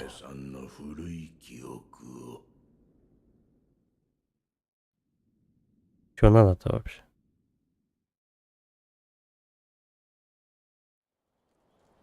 А, 3 года назад.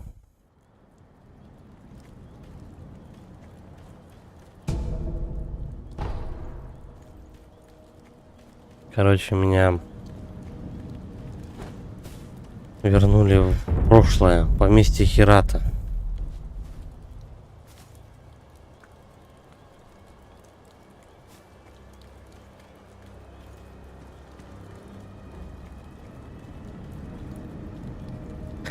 А могу я вернуться обратно?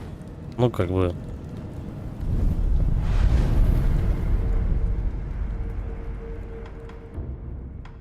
Да, вполне. Ну, в принципе-то не один хер сюда проходить. Пошли ты, короче, здесь побегаем.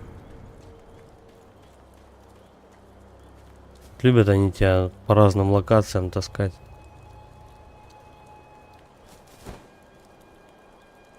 Я не знаю, может мне еще сюда, конечно, рано.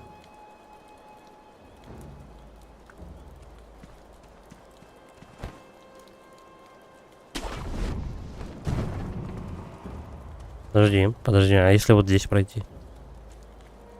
Есть что полезное? Не. Даже не забраться. Ладно, пошли дальше.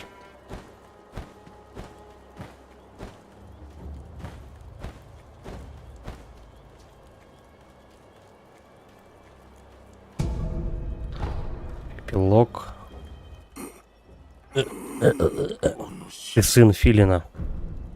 Что случилось? Воры в поместье Хирата. Поспеши, божественный наследник. Год? Что за странный вопрос? Сейчас год паломничества к драконьему источнику. Паломничество к драконьему источнику это было 3 года назад. Что за... Речик упомянул старые воспоминания. Я ничего из этого не помню. Ну, короче, это было в прошлом. Ну, восстанавливают хронологию типа событий. Ладно. Я не против.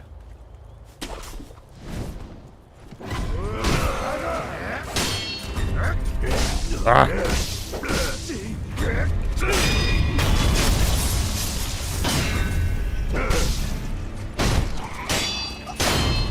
Это не очень у меня прыгать получается, по-моему.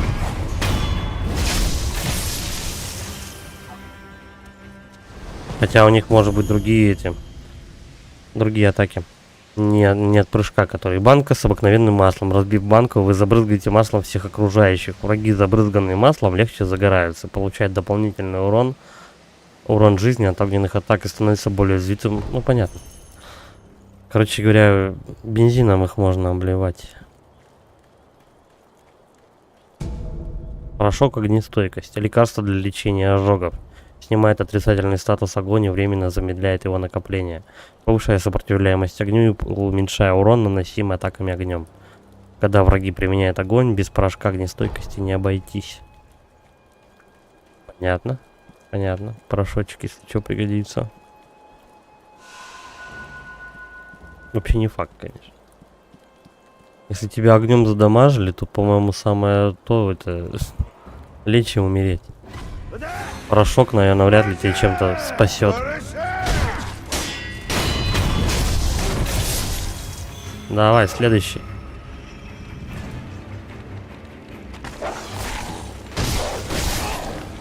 Бля, один волчара прокусил меня.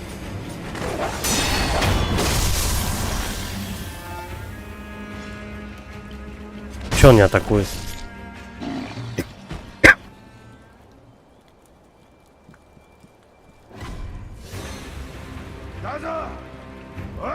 У меня типа набралось опыта достаточно, чтобы прокачать одну способность.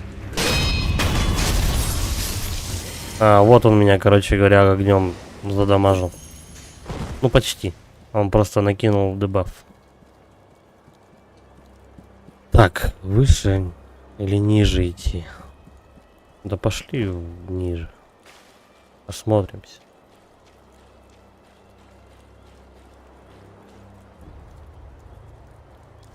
Эта штука нападает?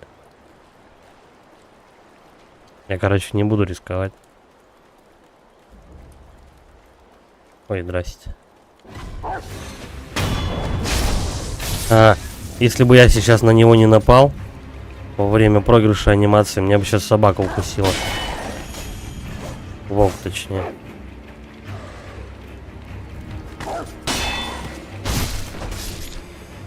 Вот так.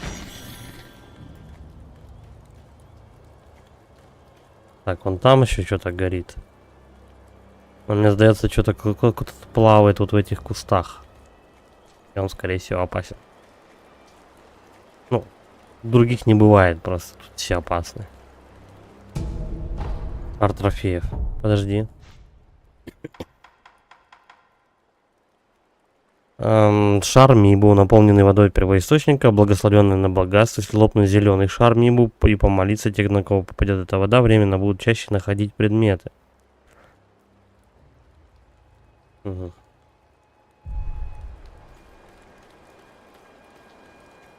Понятно. То было на деньги заточено, а тут заточено на этот, как его, на предмет.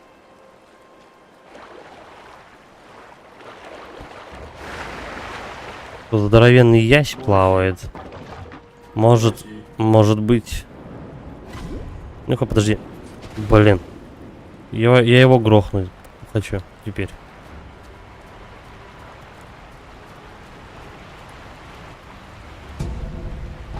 Кошелек это ладно? Кошелек или жизнь? Послушайте. Подожди. Мне надо карпа грохнуть. Я ж под водой вряд ли сражаться умею. Есть сюрикен. Хрена у него хп. Он там в углу забился. Честно, он утонул, что ли?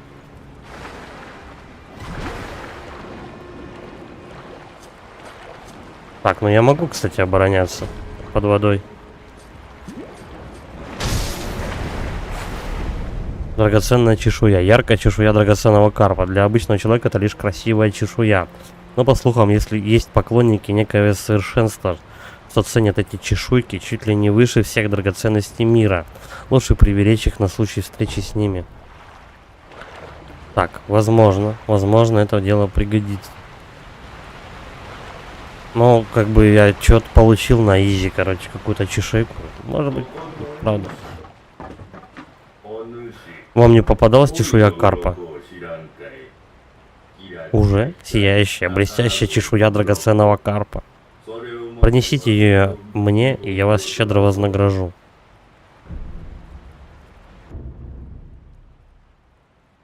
Что это? Божественная трава. Тайное лекарство, полностью восстанавливающее запас жизни, снимающее все отрицательные статусы. В землях Асина есть одно очень древнее место. Говорят, что его почва, камни и вода снискали внимание богов. Целитель Доген изучил местные растения и придумал рецепт этого лекарства. Что еще? Искушенная, иссушенная в красная фляга с лекарством. При отдыхе запас лекарства во фляге пополняется. Лекарство снижает скорость накопления статуса огонь, немного повышает сопротивляемость. Ну, не знаю. Часть старой танцевальной маски. Маска, очевидно, была разломана на несколько кусков. Правая ее часть. Зачем? Подробное описание техники парящая смерть. Теперь вам открыто соответствующее боевое искусство. Серия плавных, подобных танцу атак, обрушивающих на врага вихрь грациозных ударов. Слушай, да есть смысл, кстати, эти чешуйки покопить, а не покупать вот эти вот расходники, которые, ну, блин, ты за 2 секунды его израсходуешь, а ячеек таких немного. Это по-любому. Отмена. Ничего не покупаем. Обойдутся. Вот когда у меня будет, допустим, 10 чешуек, тогда уже поговорим с ним. А так... Я, может, таких карпов-то встречу 2 штуки за игру. Поэтому лучше экономить. А вот второй, допустим. Допустим.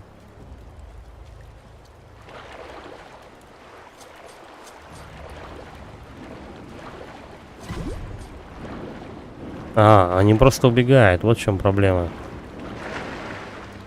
И он чик под воду и все.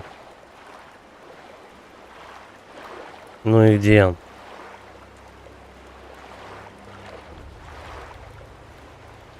Надо, чтобы он забился, как в прошлый раз, вот между стенками примерно, я его там и поймал. Но я нашел кое-что хорошее, кажется. Еще чешуя. Слушай, может есть резон тут поплавать?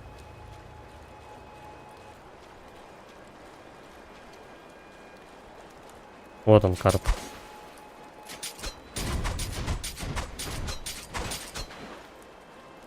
Все, он улетел.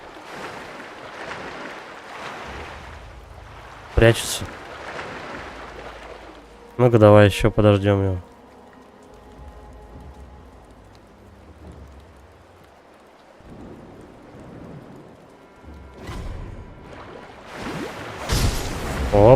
чешуечка.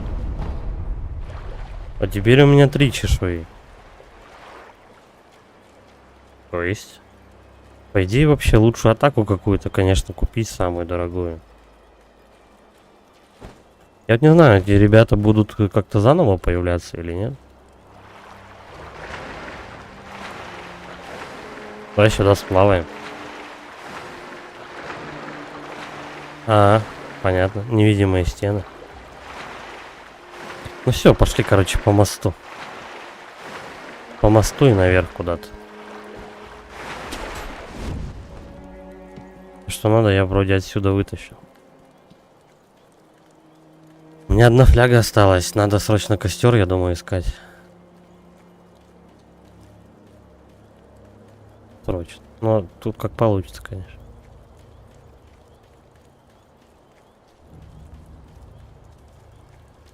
Это единственный ход.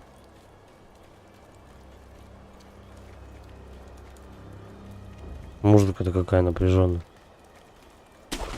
Я как будто в хоррор играю. Вот костер. Отлично. Так, а вот здесь у нас есть что-нибудь? Тут ничего. Вон там есть какой-то предмет. Второй.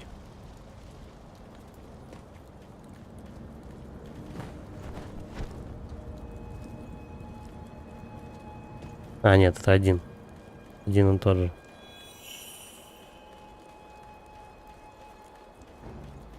Так, а что получается? Эти эмблемы просто так висят, да? Если ты их, ну, хочешь, покупай. Как бы. 5 леденец. Предметы все вообще лишними не будут.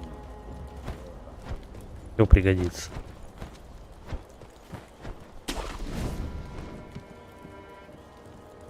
Давай теперь, наверное... Ну да, тут народу хватает. Давай теперь с другой стороны обойдем. Может, еще что-нибудь найдется.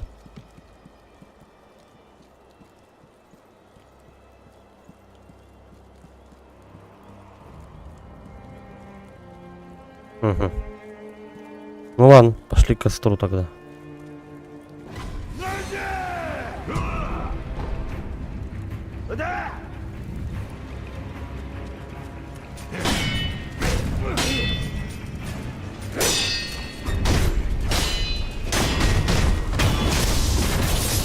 Я не совсем понимаю, как их адекватно надо парировать. То загорается штука эта и все. Ладно, давай медитировать.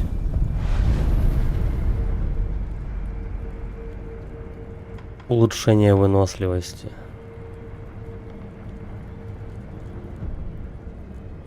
Ну, бусины понятно.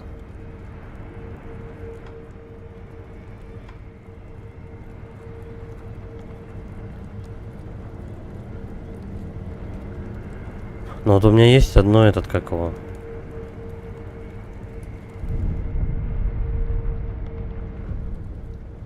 Прокачиваться где?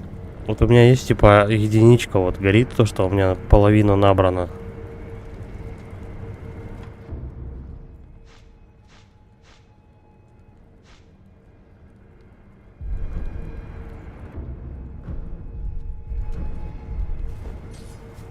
Короче, на эмблемы духа мы не тратим. Ничего.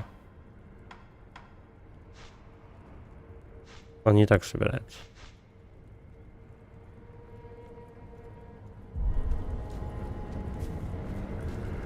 На, проверяем.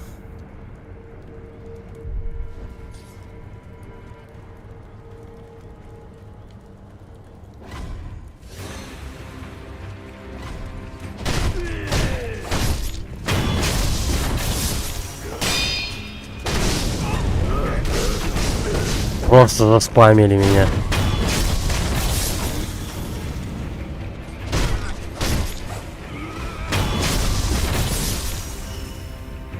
Еще и дебаф накинули, сволочи.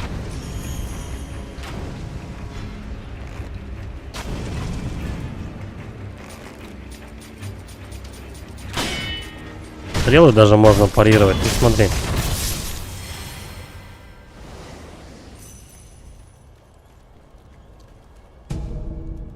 кого качаться можно? Не открывается с этой стороны. Понял. Подожди-ка.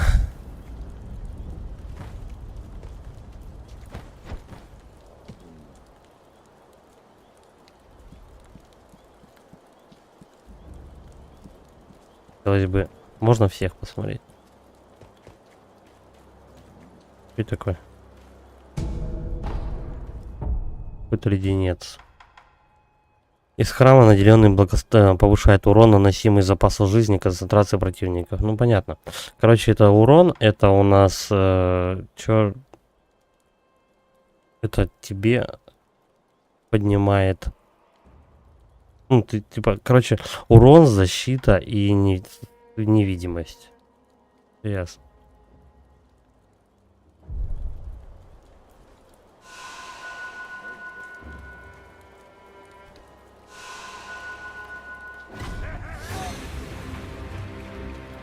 Все, всех троих придется мочить.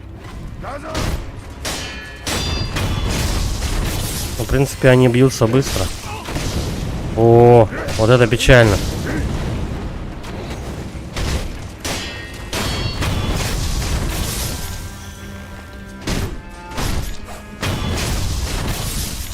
Так, хорошо. Потрепали меня маленько, конечно, но... Ой, еще один ходит. Иди сюда. Он что, меня не видит вообще в упор? Больше никого нет?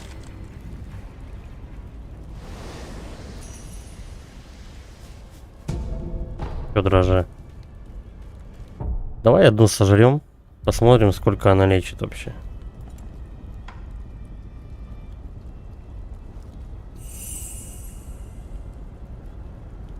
Ну, она не сразу восстанавливает, она восстанавливает по чуть-чуть. Ну, слушай, они пока их раздают, как бы, ее потом, по-любому, эти дрожжи можно еще купить, как бы. Вот я сейчас не очень долго, но накопил, как бы, 600 монет. Конечно, большинство врагов потом просто скипывается.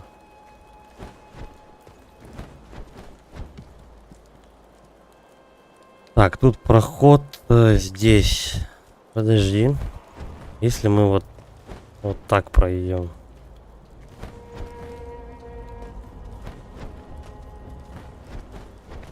Ага. Если тут закрыто. Хотя подожди, а если с другой стороны забраться куда-то? Не получится. Это, наверное, типа главная дорога какая-то. Короче говоря, если что, мы потом отсюда просто облупим вот в эту сторону.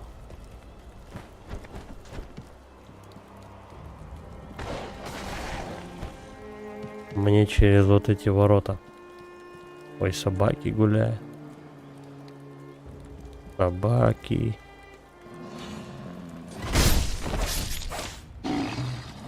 Он спит? Да точно, он спит. Был повержен, нехер спать на посту. Вот у меня теперь два, короче, этих... Меня спалили, да? Подожди. О, ни хрена не меткие.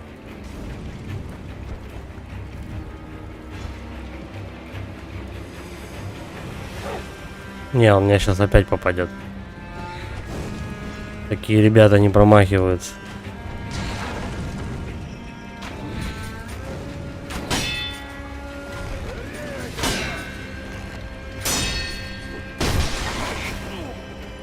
Что случилось?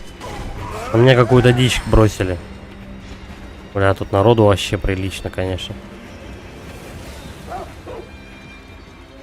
Так. Кто первый, когда ко мне подойдет?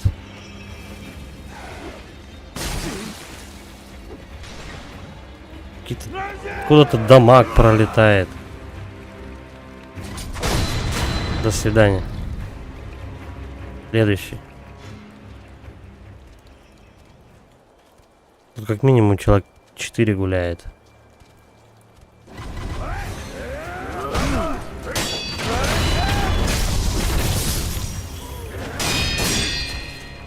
Эй, да ну давай, давай, давай.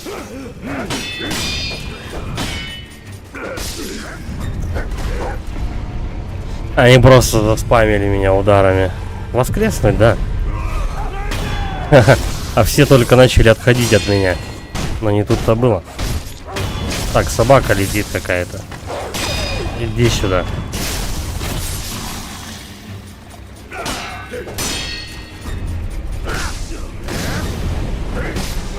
Так что, мне в сторону надо или подпрыгивать, я не понимаю. Вроде нажимаю на прыжок, а все равно ни хера он не подпрыгивает.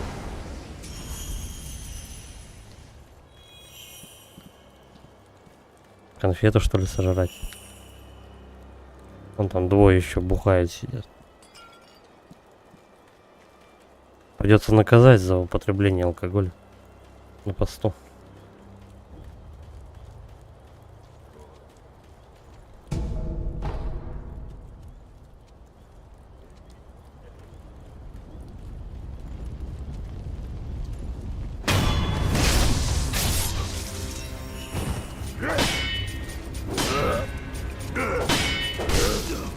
Я ничего не вижу, твою мать.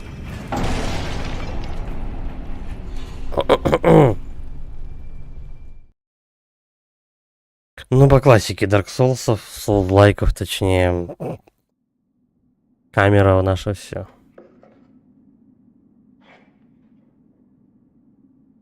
Почему я опять тут очнулся?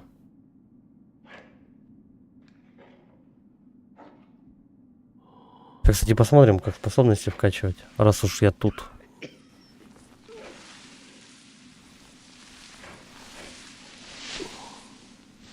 Вижу, ты очнулся.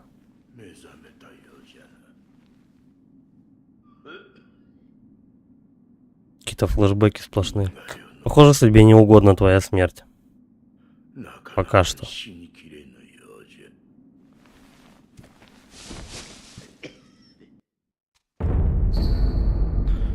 Поветрие, резчик. Откуда-то доносится болезненный кашель. Похоже, что кашляет человек, старательно вырезающий статуи Будды, чтобы спастись от пламени, горящего в его душе. Владение этим предметом снижает шансы на получение невидимой помощи. Если я правильно понял, короче говоря, если будешь часто умирать, то они тоже будут типа при смерти. Но не знаю, насколько сильно это меняет геймплей. Откуда-то доносится болезненный кашель. Походу, что кашляет старая женщина, которая беспокоится о своем дорогом господине. Владение этим предметом снижает шанс на получение невидимой помощи. Чем чаще умирает тот, в ком есть наследие дракона, тем больше по миру распространяется болезнь под названием драконье поветрие. Происходит это не когда волк пользуется способностью к воскрешению, а когда он умирает по-настоящему много раз подряд. Чем больше больных поветрием, тем ниже шансы получить невидимую помощь. Ну и чем мне эта помощь вообще в принципе поможет? Прошу прощения за тавтологию.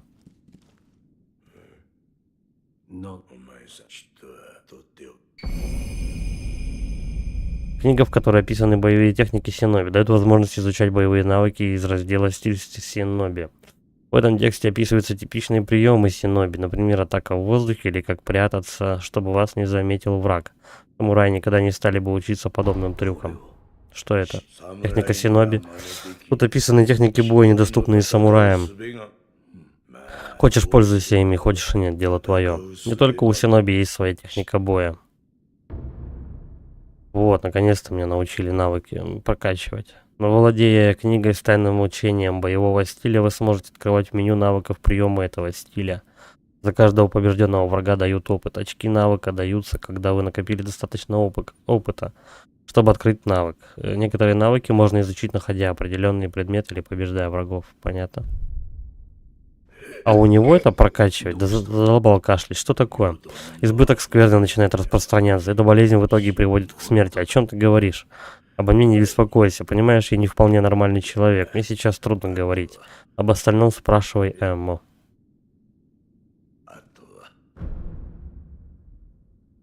Ага.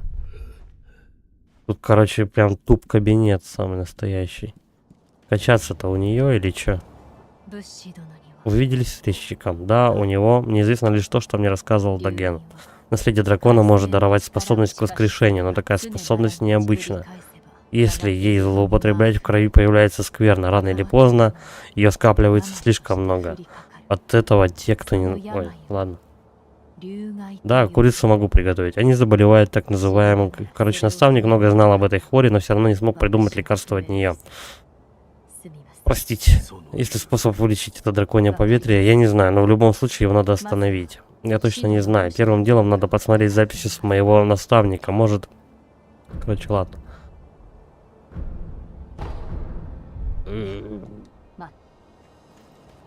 У кого качаться? Книгу-то они мне дали. И очков у меня навыков типа 2 заработанных. Куда их деть-то? Может быть, возле Будды прокачаться может? Так, в меню идолорезчика открыт доступ к меню получения навыков. Потратив в это меню очки навыков, можно изучить новые навыки. Улучшение выносливости. Бусины нужны. Вот здесь вот навыки. Ты спрашиваешь, курицу приготовить. Что я там готовить? Духовку запихал, да и все. Не, ну можно как бы хоть чахахбили сделать. Это как чисто фантазия позволяет. Курица вообще довольно-таки штука универсальная. Новые навыки можно открывать, потратив очки навыков в меню навыков. Новые боевые стили можно изучать по соответствующим тайным учениям. Есть 3 типа навыков. Боевые искусства, умения синоби и пассивные навыки. Боевые искусства нужно выбирать в меню снаряжения, а умения синоби и пассивные навыки научать. Ладно, понятно. Как только вы их изучили.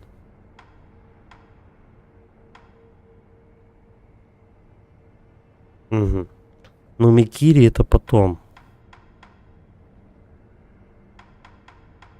Микири это те, кто с копьем на тебя нападает. Таких ребят я еще не встречал, но возможно они будут.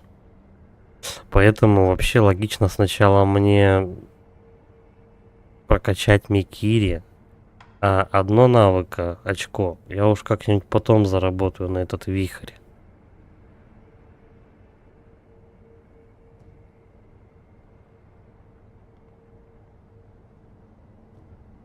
Мясо из мякоти нужно нарезать кусочками, отбить молотком, соль, перец, соевый соус на сковороду. Ну, это уж как кому как. Я вот, допустим, не знаю, можно там курицу приготовить, чисто вот на скидку тебе. Просто курицу, мякоть просто покупаешь уже готовую, допустим, бедра какие-нибудь, нарезаешь их кусочками с луком и какими-нибудь грибами обжариваешь, туда сливками заливаешь, с какими-нибудь макарошками, это будет просто шикардос. Качаем Микири. Вот этот навык я потом... Проще мне будет его прокачать.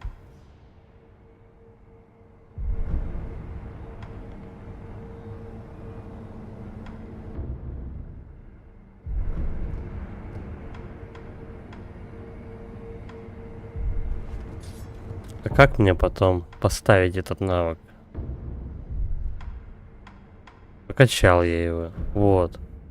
Полученные способности можно посмотреть в меню навыков. Хорошо.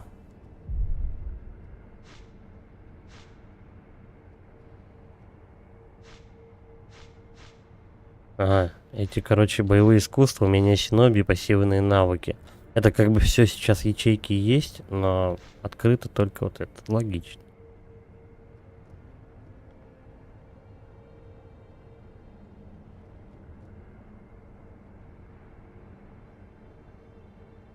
Зачем ты бизнес-ланч-то ешь? Не знаю, вот у нас, допустим, на работе столовка отличная вообще.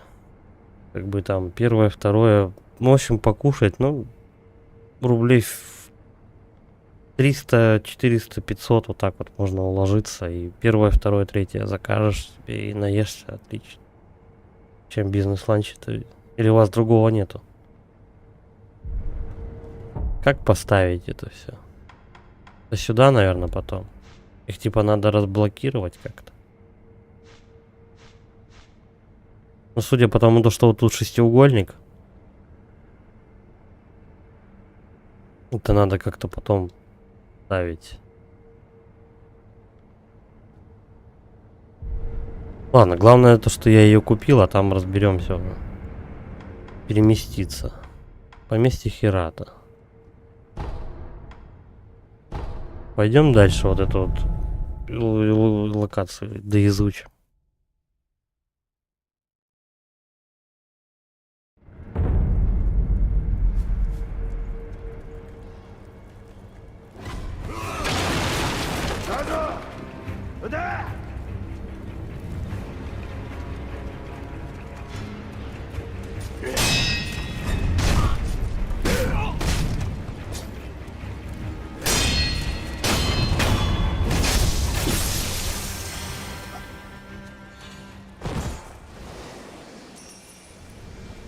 Мне интересно, почему иногда не получается вот никак его взять и убить.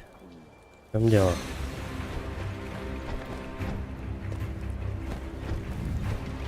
Приятного аппетита.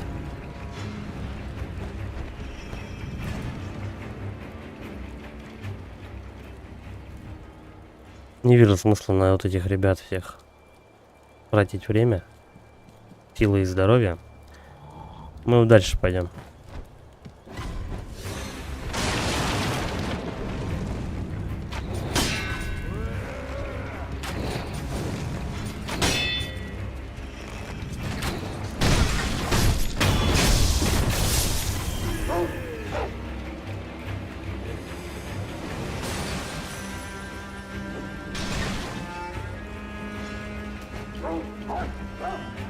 Где-то вот тут я, по-моему, с ними дрался, и было вроде норм.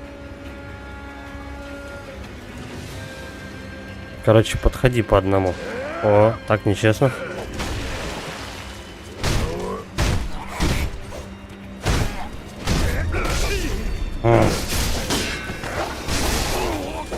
Тебя просто заваливают ударами.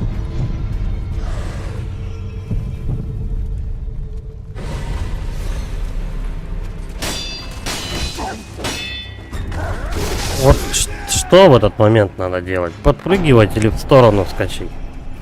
Кать.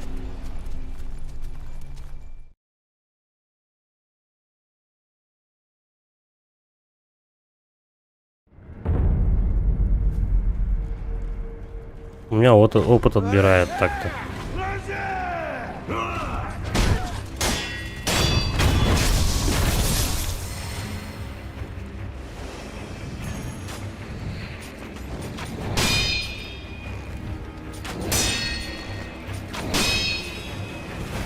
Чё, нахуй, у тебя когда-нибудь стрелы-то? Чё, в чем дело?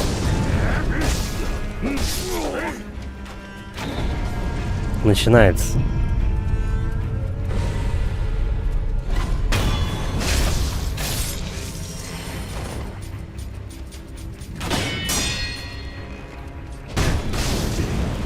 Да, ну обязательно второй попадет. Они специально еще, короче, на одном расстоянии, ну, один стоит впереди, второй чуть-чуть подальше. Чтоб ты не это как он.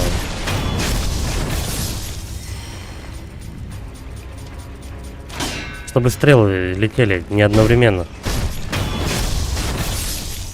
Так, а он уже здесь спрятался, разве нет? Ладно, хорошо. Я не знаю, есть ли смысл с этими бодаться. Вообще, конечно, есть.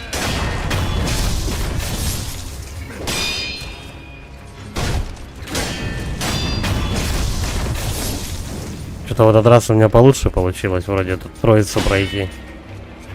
Там еще четвертый будет.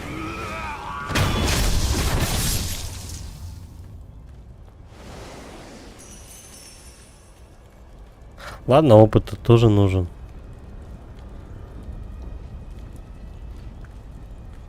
Правда, его навыки некуда ставить. Подожди, а где четвертый? Вон он там. Он застрял где-то в текстурах. Гуляет что-то.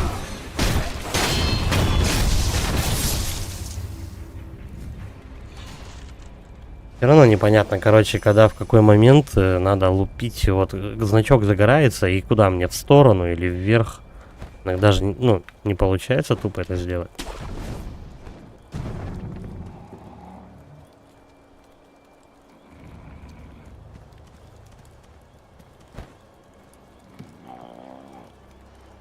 Где-то тут собака гуляла. И мужик спал. Вот он, один.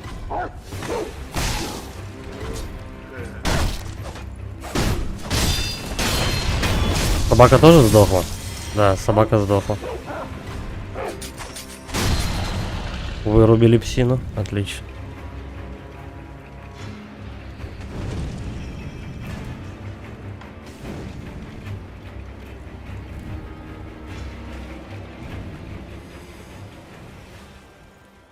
Ку-ку.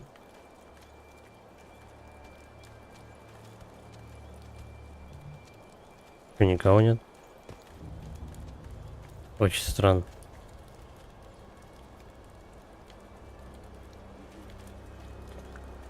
Если я сразу же побегу, точнее, убивать лучника, то вся толпа, короче, подойдет ко мне.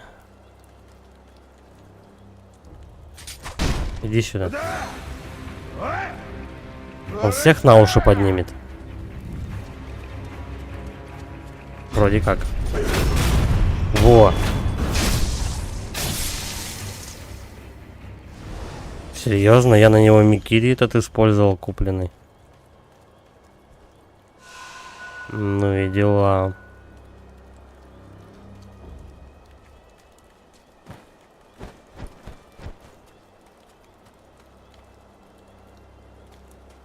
Так, давай по-тихому. Я не помню, сколько человек тут осталось.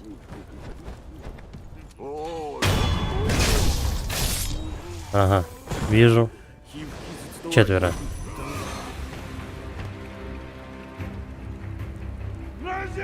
Все 4 ко мне подойдут.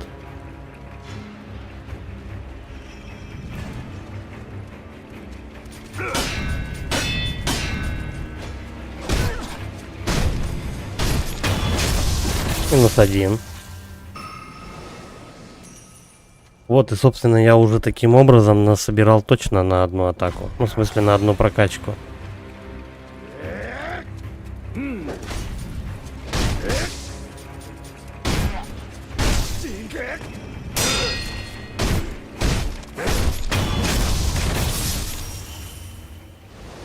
Второй, еще 2. Сейчас мы их как-нибудь вытащим оттуда.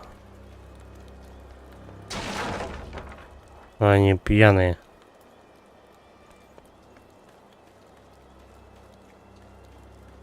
Но выгоднее со стороны костра, наверное, подходить к одному. Так.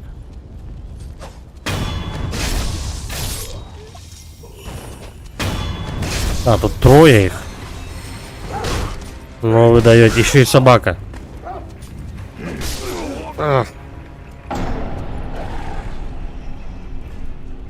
Это уже окончательная смерть? Твою мать. У меня еще одна была фляга.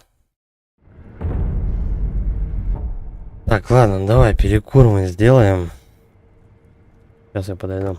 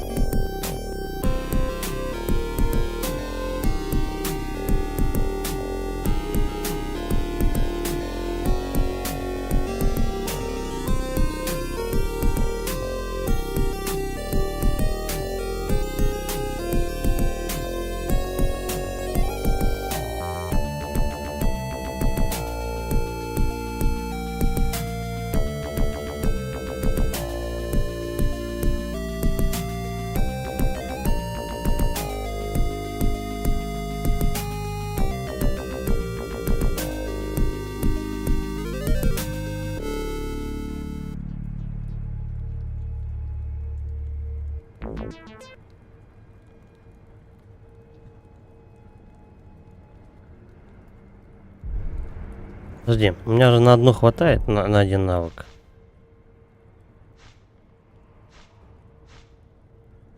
Я уже забыл, как я его качал. А, надо к костру подойти.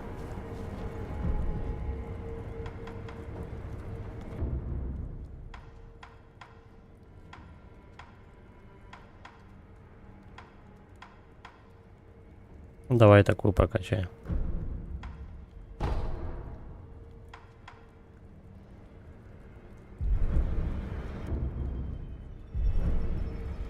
Так, как выйти? Подожди, выходим. Так, боевые искусства. Особые приемы атаки соответствующих боевых стилей. Чтобы использовать их, нужно выбирать меню снаряжения. Вот теперь, короче говоря, вот она у меня открылась. Боевые искусства, атака вихрь. А тот пассивный навык, что ли?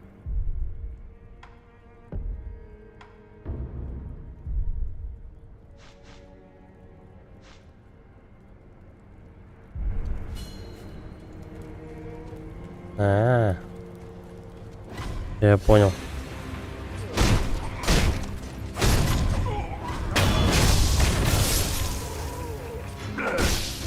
Я не успел атаку вихрь великую сделать. И меня забили просто.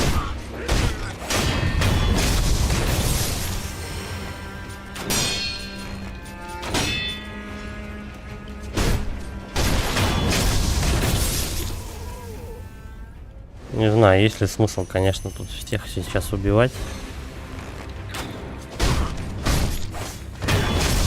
Ладно, пригодится.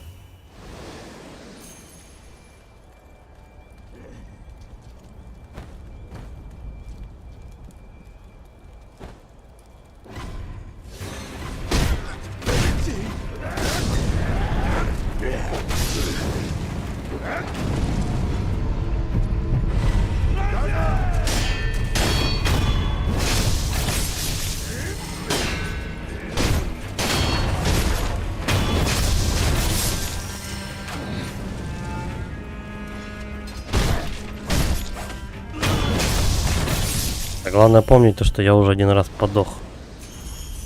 Безбожно просто. Вот этот чел постоянно в текстурах тут прячется.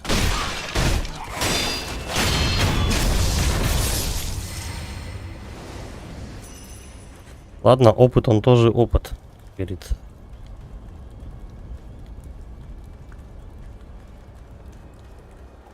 Чё, никуда?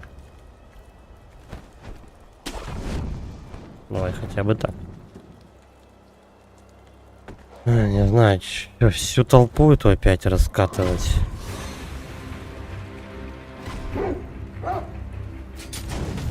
Бля, собака убежала.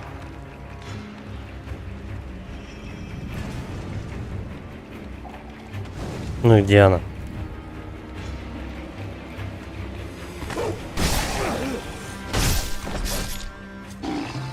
Печально.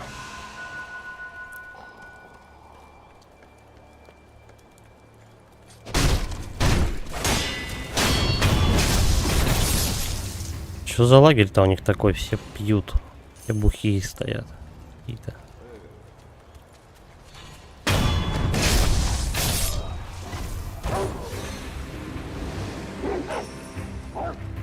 Только собаки не пьяные, по-моему, тут.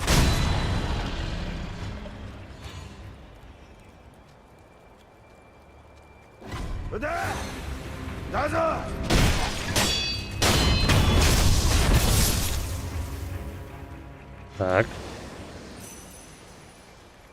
Вроде норм.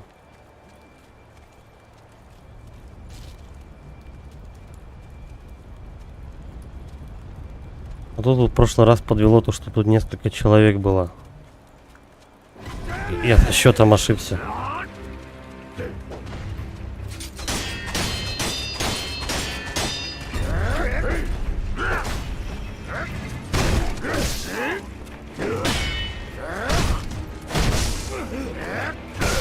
Да что ж такое?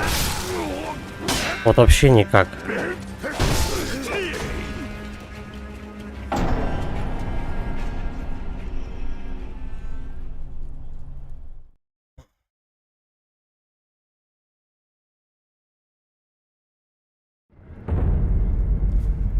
Короче, пошли.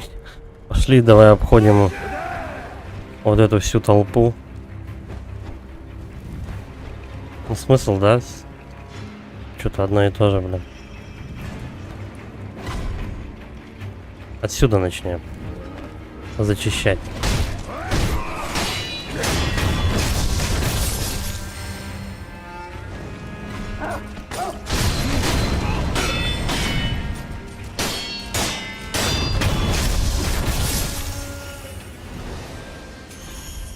Так, минус собака. Вторая.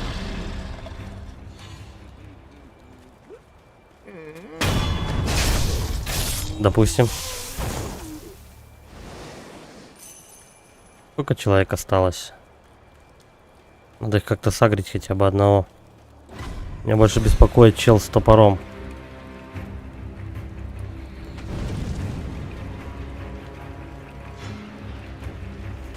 По-моему, с топором пока самый опасный. Ну, тут их трое, но их больше. Их больше, чем 3.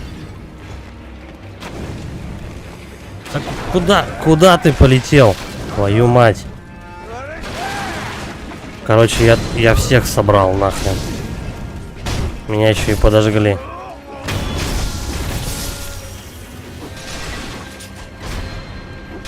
Минус собака так-то.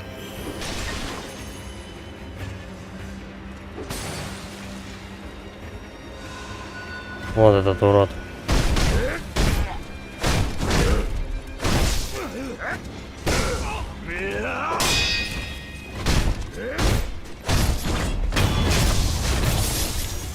Чуть проще должно быть. Давай бахнем, фляги.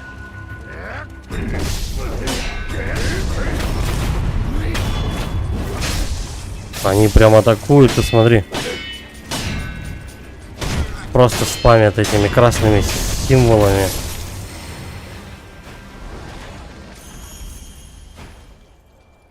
Я всех перерезал или нет? Нет, еще кто-то есть, по-моему.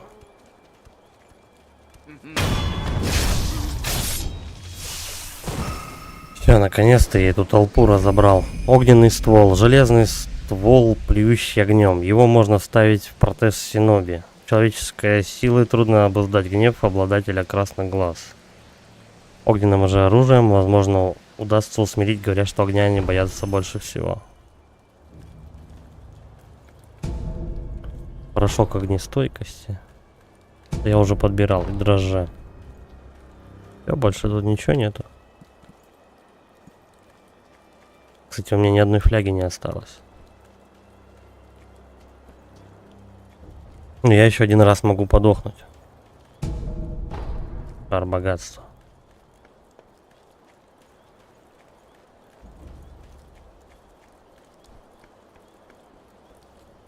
Там ничего нету.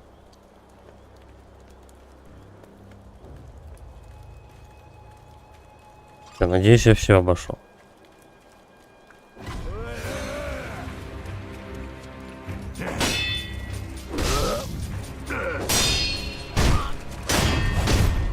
Вот такие уроды, они иногда бьют еще этим, какой, иногда бьют рукой.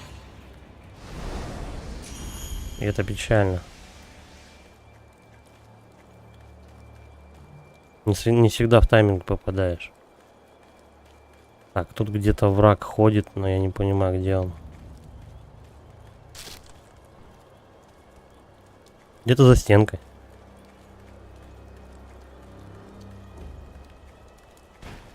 Кто такой? Ох, бесполезные сволочи. Эй, а? Ты, если я не ошибаюсь, Синоби, возьми топор Синоби из храма и раскрои им черепа. Так, хорошо, топор это, наверное, это хорошо, наверное. Срезку как-то, наверное, откроем. Начальник, а можно потом и храм поджечь? Нет, оставь, идем дальше. Но если там есть подношения, мы могли бы отдать их господину Дзюдзо. Хватит. Будду мы не воруем. Сколько раз мне это повторять, прежде чем до тебя дойдет дубина? Начальник, ну не сердись, пожалуйста. Я же не виноват, что глуповат. Так, хорошо. Подожди, главное не шуметь сейчас, и мы это вот сюда зайдем. Леденец Гакана. Леденец, сделанный охотниками на Синоби, наделен благословением Гакана, временно снижает урон, наносимый вашей концентрации. Раскусив такой леденец, ну понятно. Резко. Мы теперь не в обход можем бежать, а конкретно вот через лучников этих. Так, что, право-лево изучать? Давай налево сначала. Ушары. Минус петух так-то. Это что за засилье петухов, я не знаю. Ни хрена он долбанул меня. Загрызли петухи. Петушиная смерть.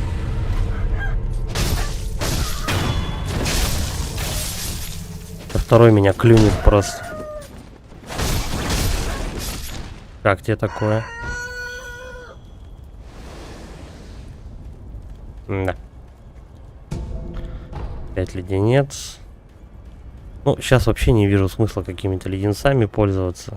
В принципе, тут леденцов не так часто будут давать стопудово. Опять петушиная атака.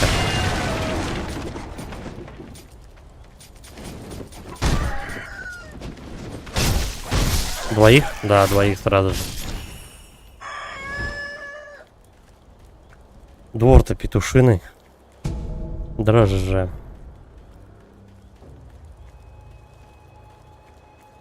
Ну, давай, наверное, вкепаем дрожжи. Подлечимся чуть-чуть.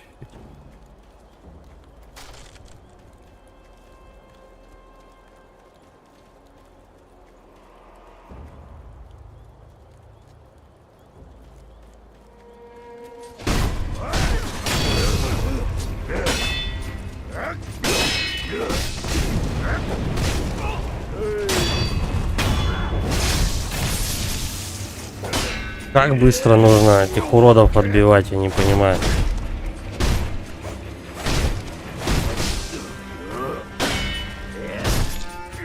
Вот он же лупит вообще без остановки.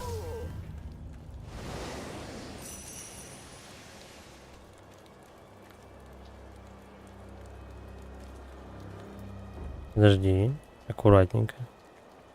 Не, хотя подожди, я вот этого лучше возьму. Мы, если что, потом к ним подходить просто не будем. Что тут находится? Топор обезьяны. Тяжелый топор Синоби из черного железа. Можно установить в протез. Грубое оружие, которое не стоит, не столько рубит, сколько ломает своим весом. Некогда принадлежал Синоби по прозвищу Быстрой обезьяны из опустившейся долины.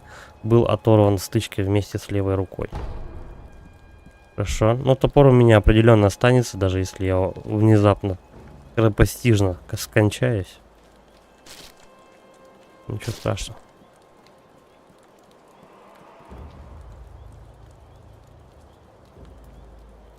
Сейчас мы этого дядьку грохнем. Что он делает? Ужин при свечах у него.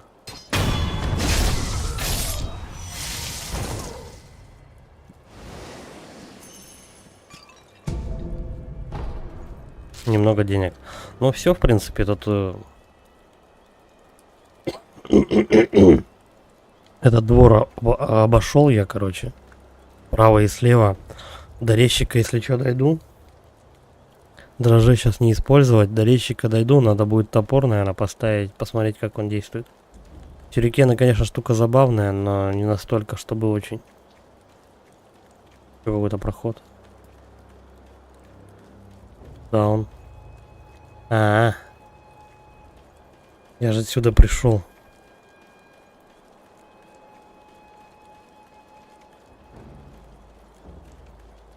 Не совсем пока понимаю. Ну, все понятно, как локация устроена.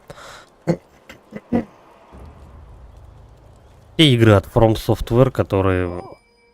Открывай. Открывай. А не то, я знаю, там кто-то есть. Если не сдашься сейчас по-хорошему, потом пожалеешь. Эй, ты меня слышишь? Эй.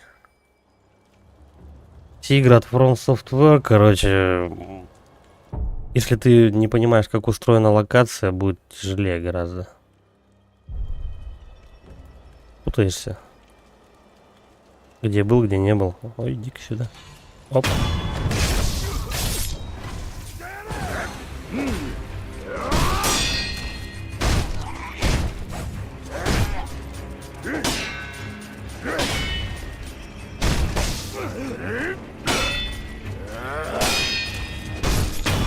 Он люто мне концентрацию сносит, короче, этим топором. Может быть, поэтому я не всегда могу его отбивать. Интересно, если я постучу, мне кто-то откроет? Конечно же, нет. А давай попробуем вот так. Чик, вот сюда и вот сюда. Ты кто такой? Скорее всего, это добрый NPC.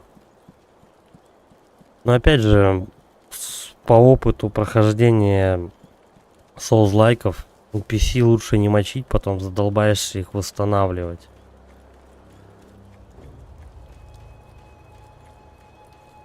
Эти игры очень не любят, как бы. Убить этих персонажей легко, но эти игры не любят, чтобы ты их убивал, короче. Поговорить. Кто такой? Здравствуйте, господин, вы тоже грабитель? Сдается мне, добрый господин, вы синоби. Вы же тут что-то ищете? Как бы то ни было, это место я нашел первым. Вы уже пошерстите это место, ладно? Да, кстати. И я, когда шел сюда, видел на вершине утеса трехэтажную пагоду. Там, мабуть, сокровище какое хранится. Наверняка. По крайней мере, я так думаю. Ага, он мне подсказку дал. А еще что-нибудь скажешь?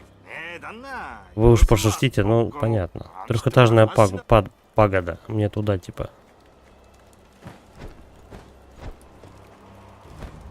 Он, главное, сам грабить ничего не стал, а мне говорит, иди сходи, посмотри, мало ли.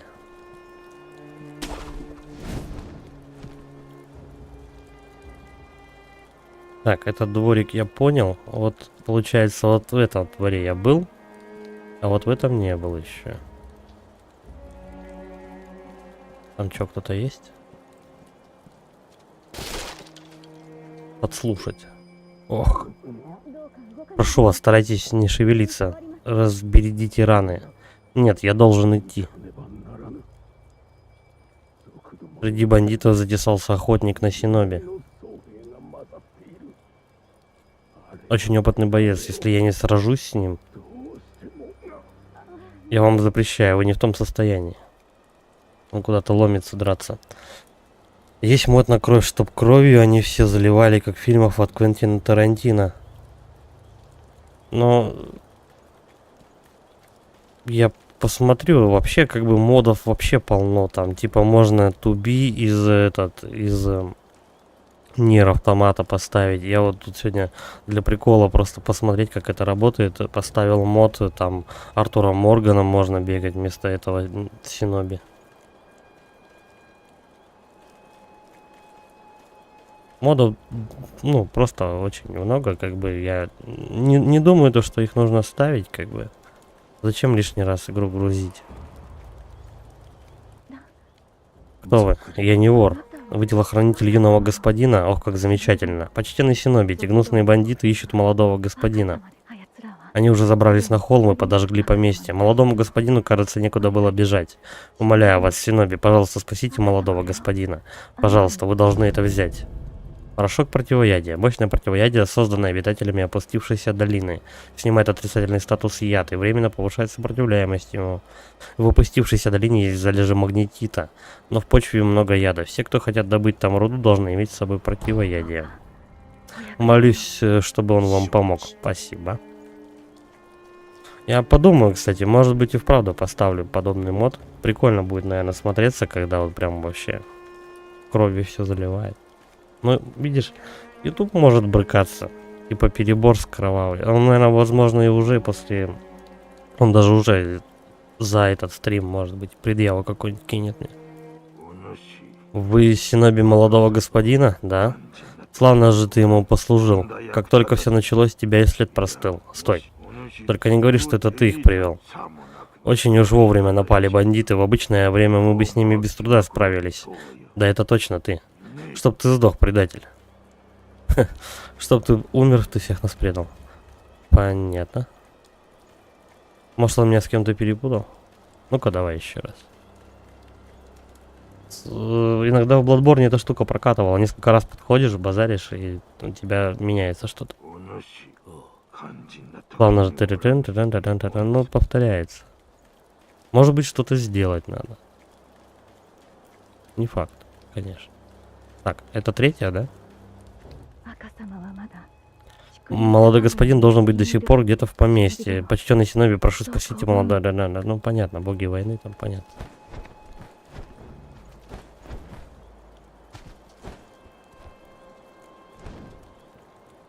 Я с управлением-то еще не совсем, блин, нормально подружился.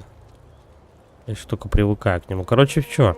По прямой здесь все пройдено. Если что, мы по крышам потом перемещаемся и топаем вот к этим вот товарищам. Блин, а они уже с этими, со щитами. Как бы все. Мне нужен уже топор. Он щиты ломает. Ладно, подохнем.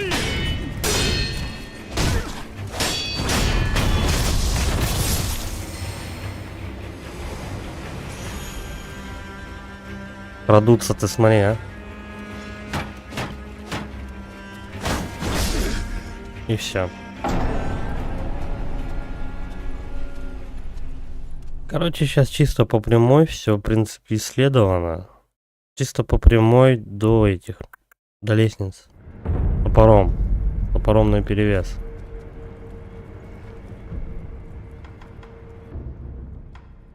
И такое отражение атак в прыжке. А нужно ли?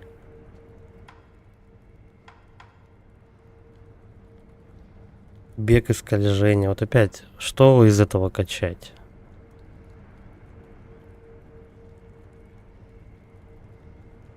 Это тоже, кстати, может быть полезно. Скрытно убивать их там.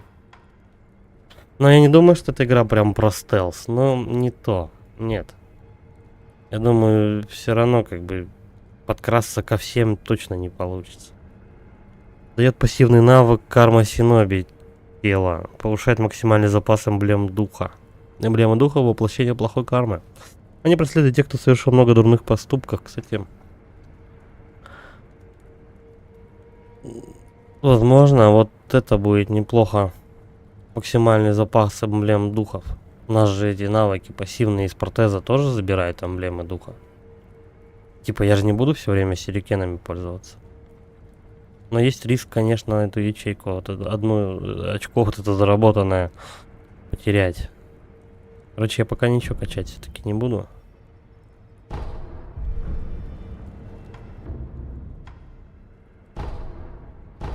Давай к деду пойдем сходим. Поставим топор себе. Посмотрим, как он этот работает.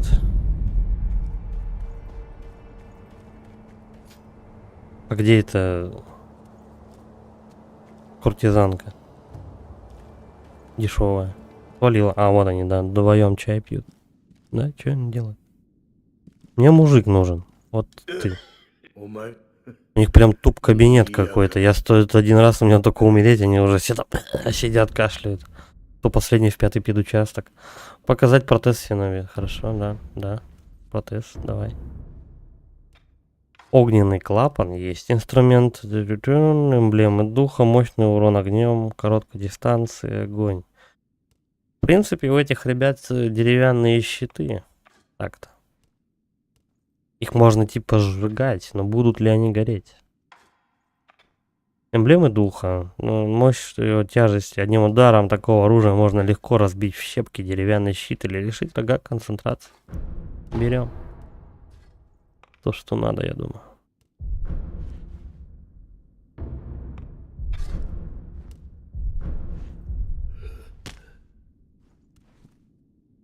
Все, теперь у меня есть топор.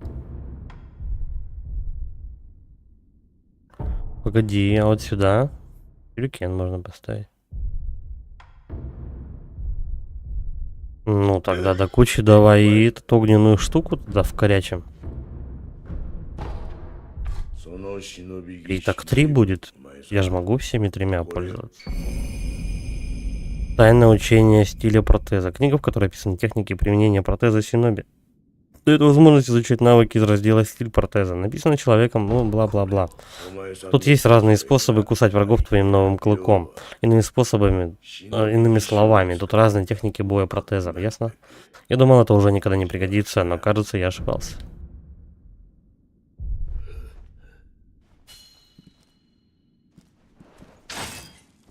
Вот для чего мне эта кнопка. Y, она же у меня треугольник. Понял, принял. Ну-ка, баба что-нибудь расскажет? Извините, я не заметила, что вы здесь. Резчик кашляет кровью. Я взяла образец крови, чтобы изучить его на предмет драконьего поветрия. Образец его крови, да, той, которой он кашляет. Кровь даже на вид выглядит нечистой, зараженной, скверной. Но одной только крови резчика недостаточно, чтобы делать выводы. Чем я могу помочь? Да принесите мне образцы крови других больных драконьим поветрием. Если у меня будет больше образцов, я смогу больше узнать о болезни. Встречу больного, попрошу помочь. Спасибо. До свидания. А как она эту кровь-то изучает? На ладошке? У нее даже ни микроскопа, ничего нет. Она ее по запаху, она ее пробует, эту кровь, что ли? В чем дело?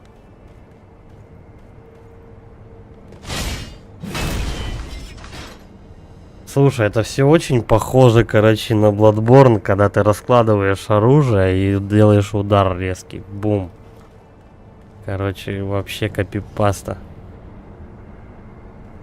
Ой, хидетака, ой, хитрец, конечно.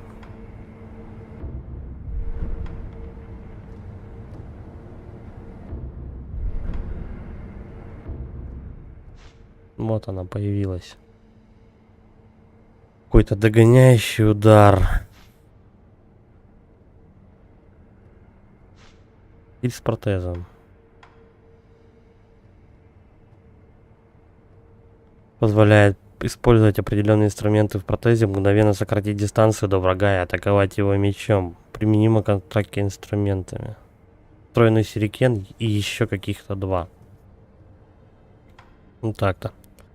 Атака с крюком. Это умение Синоби позволяет использовать крюк, чтобы одним движением подлететь к врагу и выполнить атаку мечом. Вот это, кстати, прикольно. Возьмем. Может быть полезно.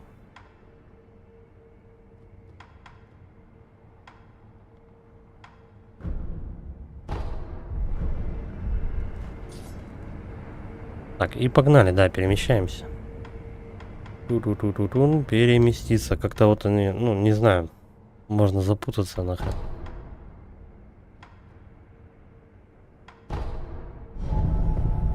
Где переместиться, где у тебя прокачка. Как-то непоследовательно она сделана, как будто в разброс.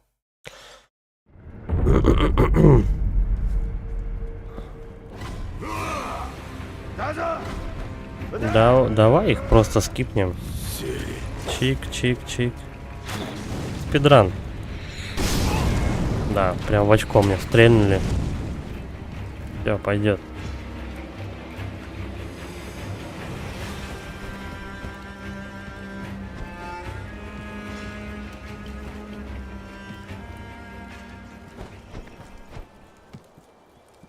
Ну, по крайней мере, сзади никто за мной не гонится. Так, давай пробовать. И все. И до свидания. Слушай, топор тема. Просто с подачи их выщелкивает. Правда, я тут немножко не успел. К этому надо попривыкнуть еще.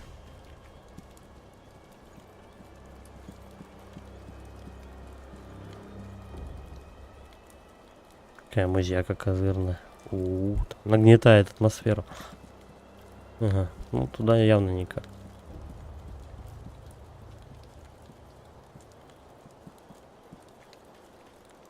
Нет. Подожди, а может быть тут что-то есть?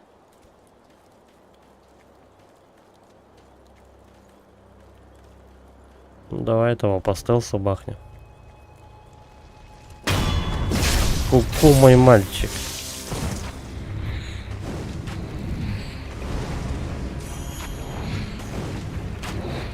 Шмаляет и шмаляет. И смотри, как заведенный просто.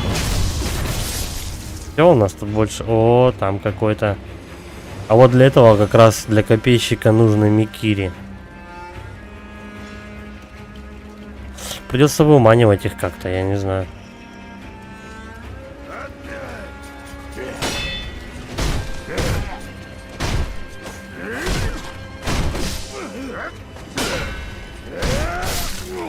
Ощущение, что я тороплюсь просто их лупить. Это же ритм игра, да? Прям с лету им напихивать смысла нет. Наверное, я не знаю, этому всему надо учиться. Ой, не та кнопка.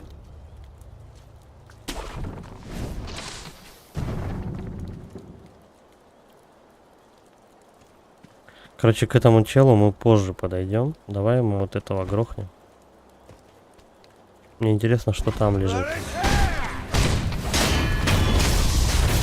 Блин, он меня заметил. Такой выпад нельзя блокировать, но можно отразить. Контратака Микири также можно отражать выпады. Успешно выполнив ее, вы снизите концентрацию противника сильнее, чем при обычном отражении атаки. Давай, атакуй меня. Ну да. Он свои Микири на другом этаже использует, скажем так. Ой.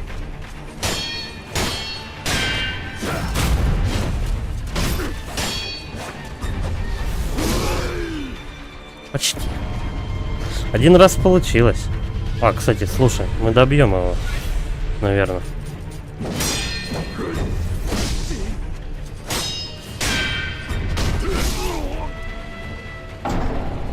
Ну это хорошо, этому Микири-то и надо учиться.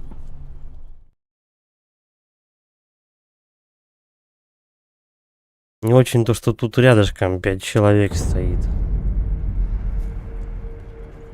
Хрена у него опыта забрали.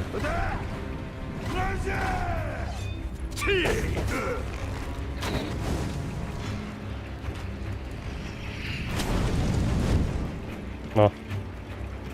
Спидрану пробежал, меня никто не попал даже.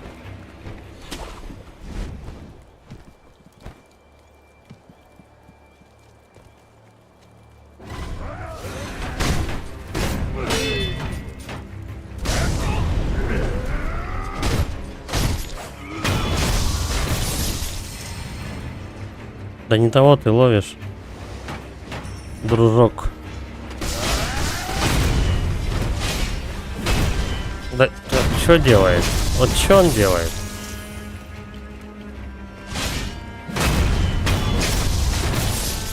Короче, топор мне вообще нравится. Топор штука хорошая.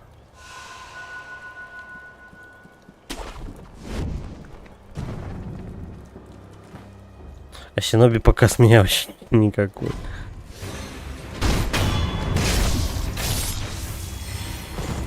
Может этого, блин, урода сразу выманить сюда. Как-то.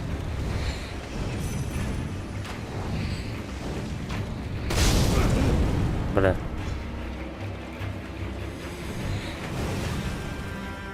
Мне охота всю толпу бить сначала. Плохо, что лучник сразу тебя видит. И он подох, да? Тактика, слушай. Какая-то.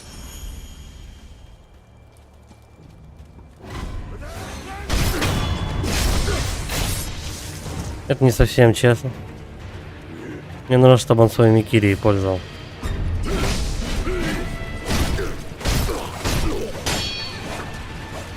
Прямо в кустах запрятался.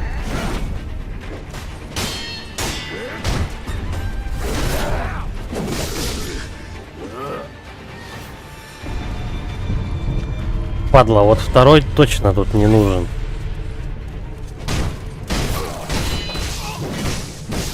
Да, они тебя просто забивают и все. Ты типа с одним еще разобраться не можешь, как это ему адекватно вовремя в тайминг наступить на копье. Тебя тут же второй лупит в спину.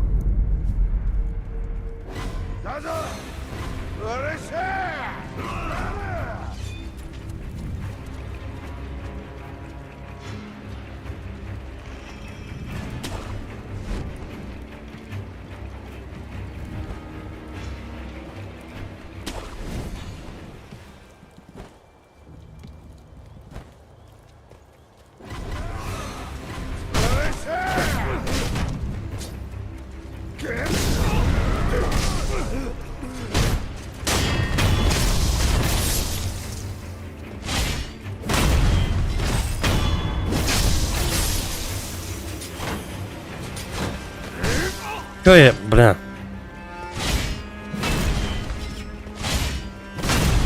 Я топор перепутал.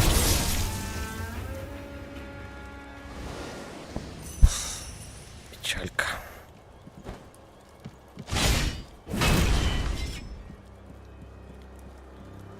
Я еще тупо в кнопках путаюсь.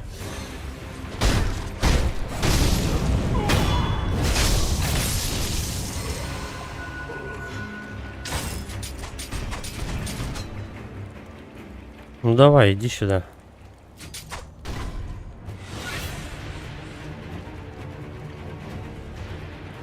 Вот на мосту, наверное, с ним вот будет удобнее, да? Накуканил меня просто.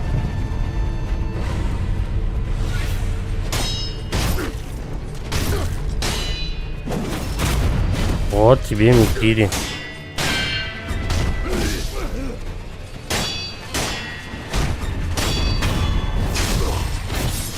Вот только не совсем.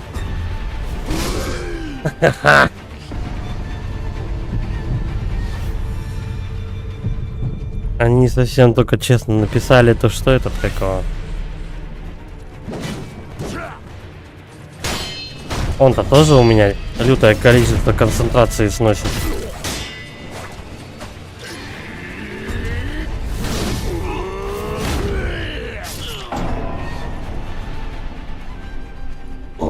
Ничего, сейчас сделаем. Надо привыкнуть просто.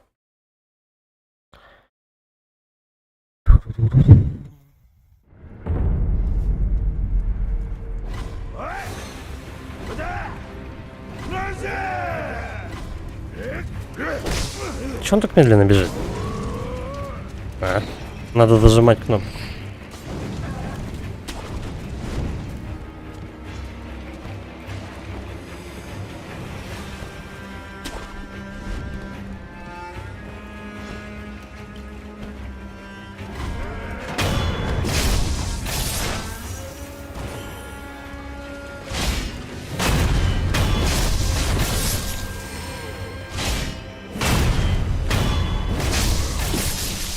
Вот, процесс идет вроде.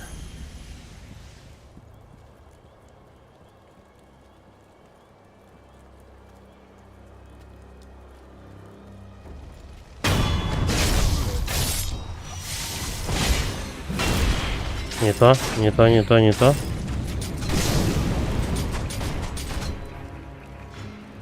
Так, давай, иди-ка сюда, дружочек.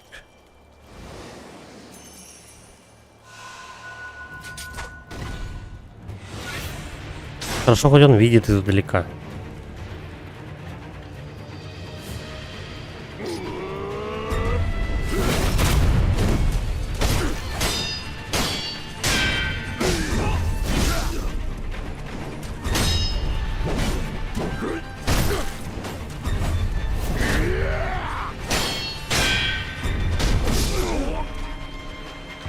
Почему-то он начинает сразу возле него бегать.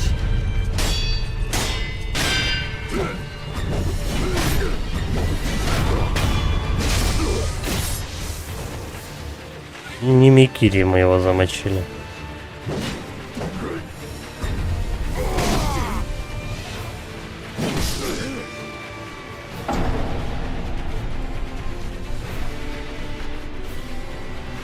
Может, надо на месте стоять?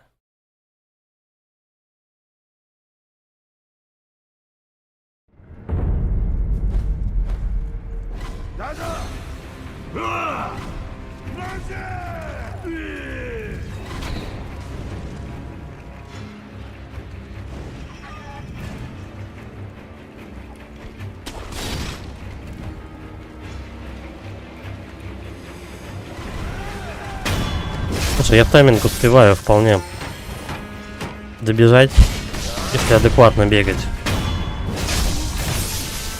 Я в него... Что ты делаешь?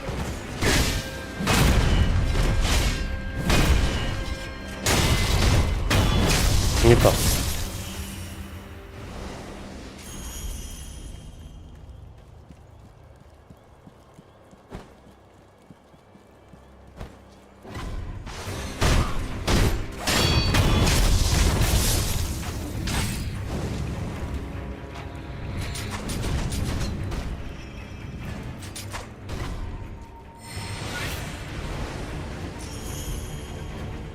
Так, учимся этому Микири долбану. Он на него ломанулся и все.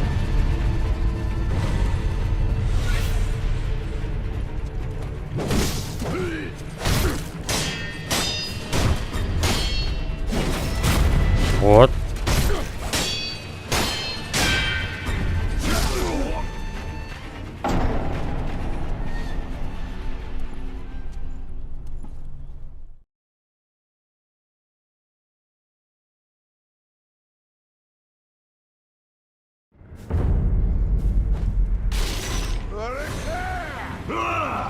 Закрепляем.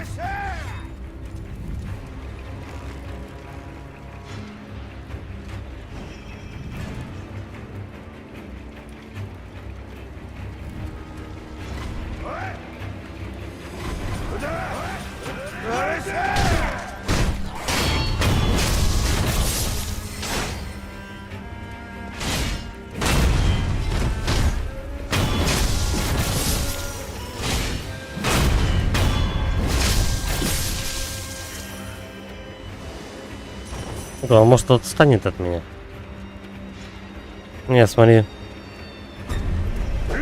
Приставучий какой.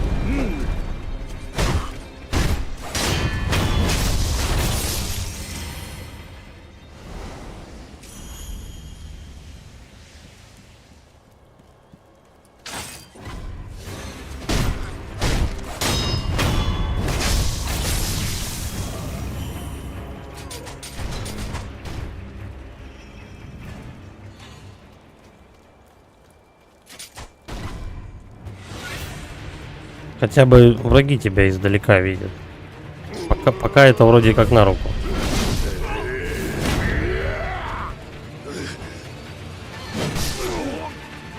Я еще даже встать не успел.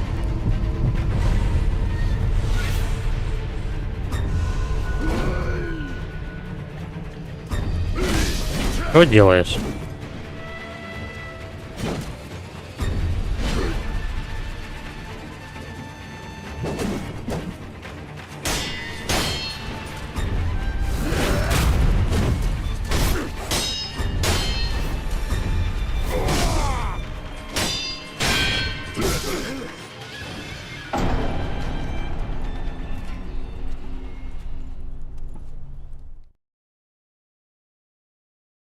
Что-то непонятно.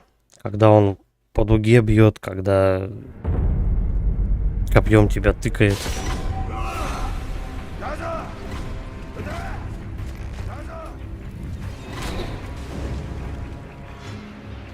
Умерев, вы лишаетесь половины накопленного опыта и денег, но изредка этой потери можно избежать. Невидимая помощь богов и Будды может избавить вас от лишений. Шанс получить невидимую помощь отображается в меню паузы. Тоже мне удивили.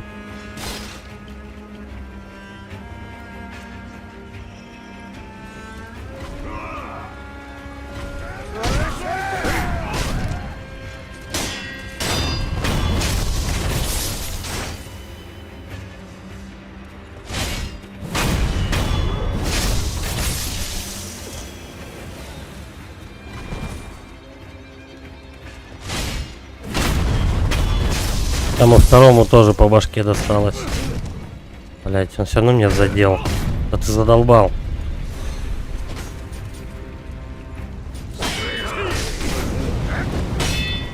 Давай мы еще и на этом уроде отъедем. Бля, у меня эмблемы духа закончились. Это печально.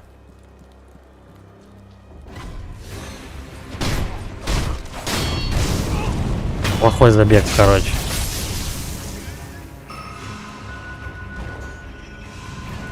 Ну ладно. Бля, ну они же тут двое трутся. Пока ты этого бьешь, и другой в жопу копьем тыкает.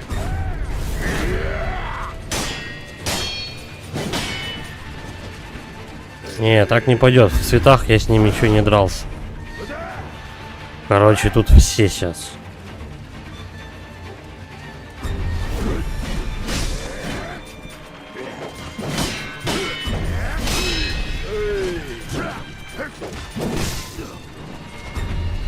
Что происходит вообще? Толку-то это, что Микири ты сделал.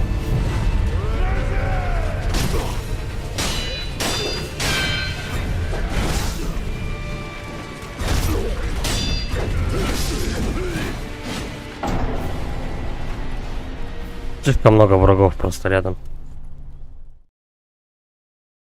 Не дают они учиться. Так, а выпад невозможно блокировать, и неэффективный что-то там против врагов.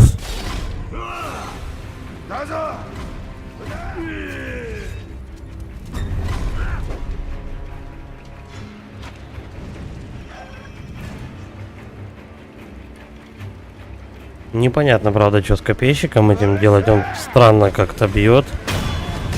То по дуге, то не по дуге.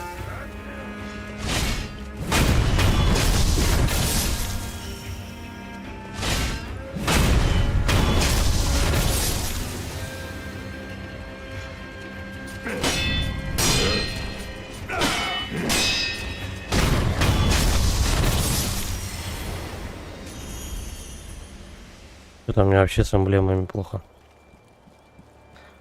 Короче, пока их бегать, не тратить, наверное.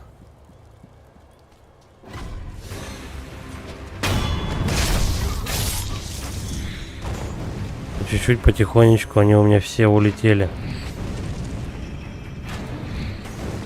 Где он?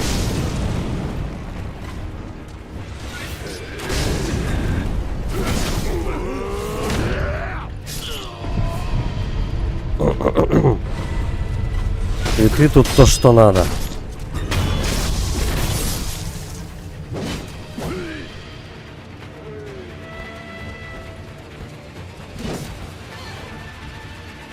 Бля, там еще один несется.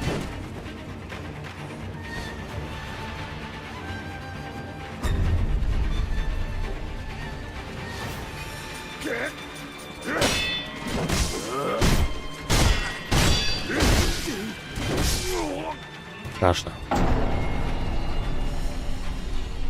Слишком много народу.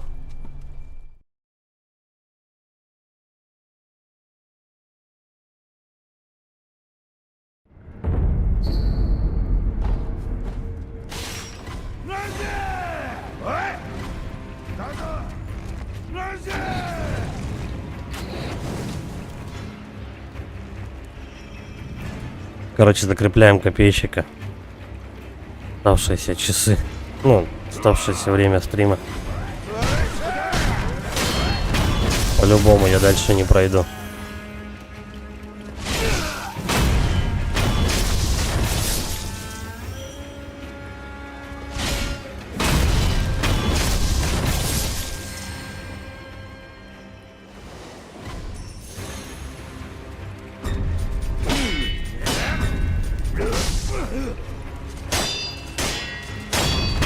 Я лезу еще, блин, на неблокируемые удары.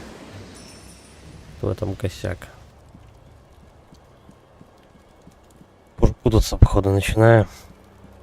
Как куда делать?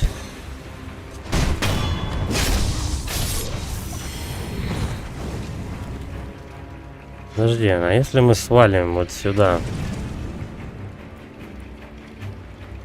Угу. Этот будет стрелять до победного.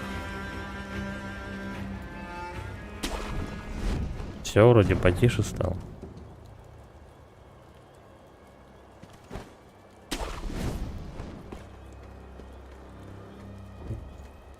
Но его только с кустов мочить. Эмблем духа у меня нет.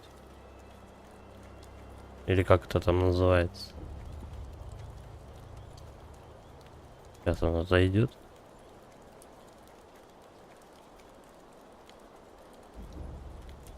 То сюда сейчас все сбегутся. На первый раз лучше всего получилось, как обычно.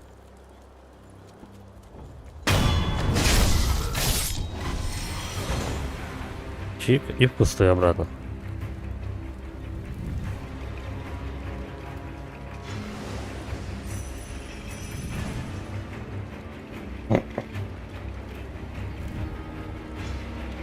Ну тут ничего не сделать. Придется этого бабуина с топором сначала завалить.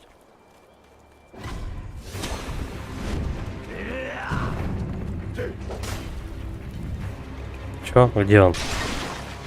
Ну, там уже что-то крушит мебель. И этот псих. Вот он.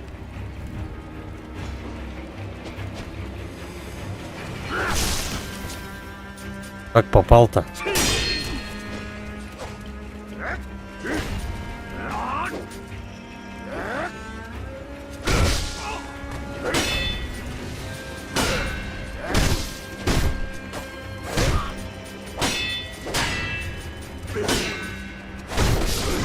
Он снес мне всю концентрацию просто, да и все. Слишком долго я его держал.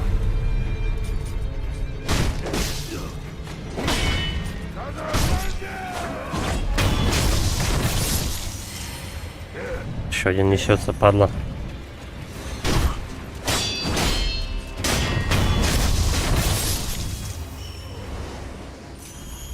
Так, вы тут все.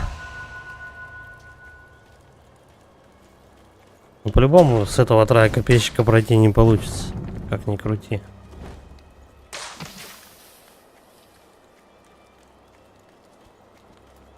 Давай хотя бы вот это заберем, что это дрожжи. Нужно она тут 300 лет. Хотя. Шар трофеев. Если лопнуть... ну... Чаще предметы находить.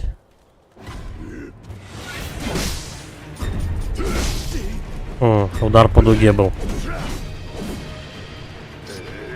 Я их не различаю вообще.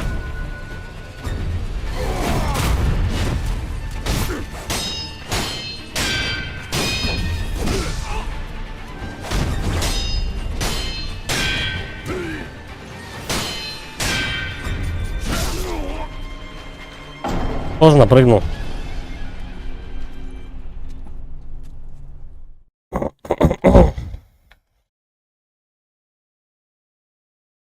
Надо хоть как-то обратить внимание, что ли.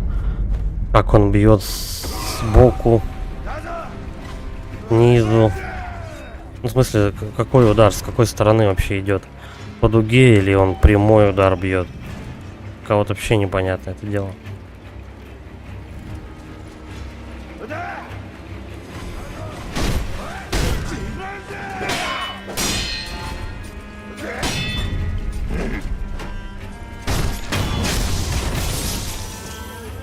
Так, я всех тут, да, собрал?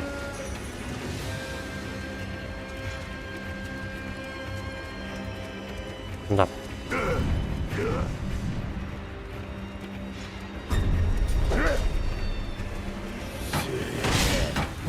Вообще не того, ну, блядь, что ты делаешь?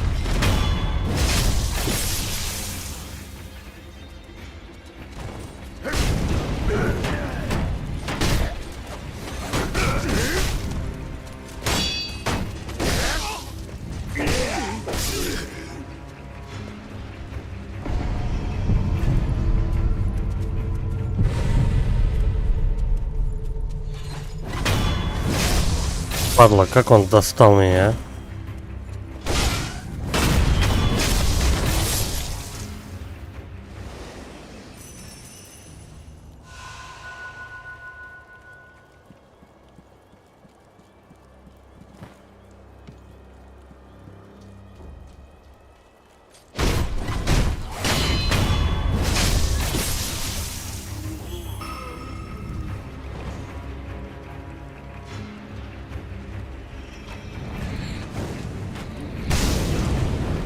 Сучонок все равно тебя пасет, блядь, и второй летит. Вашу мать.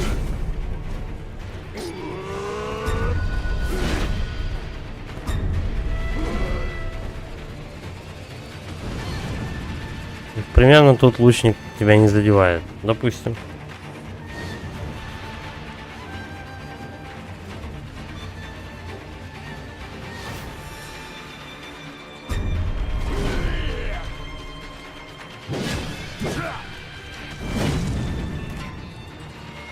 Чел, ну ты идешь, нет?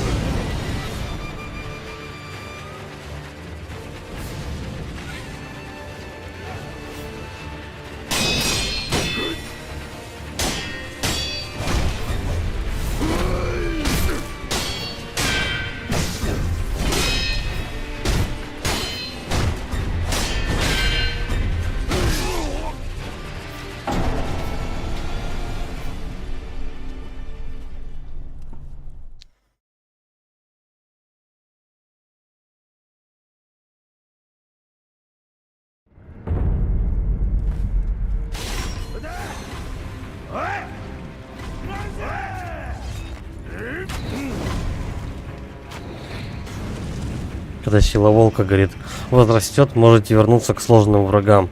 Да точно. Как будто у него тайминг поменяется, если я чуть-чуть увеличу себе полоску хп или прокачаю меч. А все, и бить их нечем.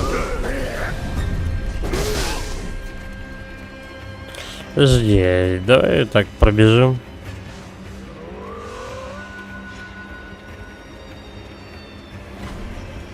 Будем надеяться, что они потеряют ко мне интерес.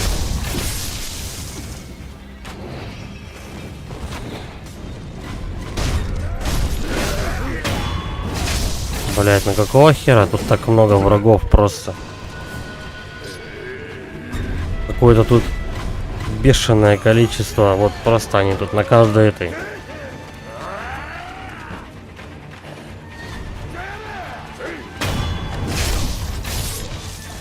Копейщик даже сюда добежал. Ты смотри-ка.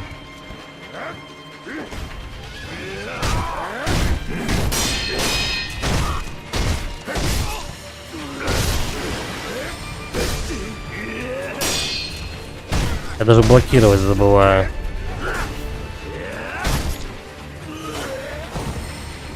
Короче, я его измором убил просто.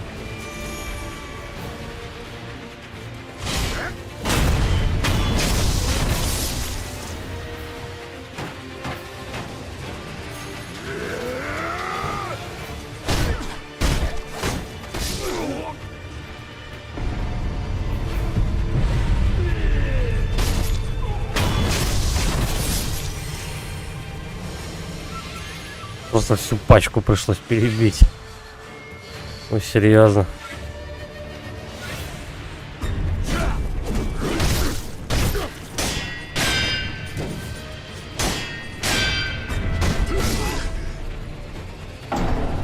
Сука, он рассмотреть даже ничего не дает. Давай попробуем по прямой просто пролететь, я не знаю, мимо всех, чтобы вот на каждого время не терять просто. Со щитами все равно бить нечего.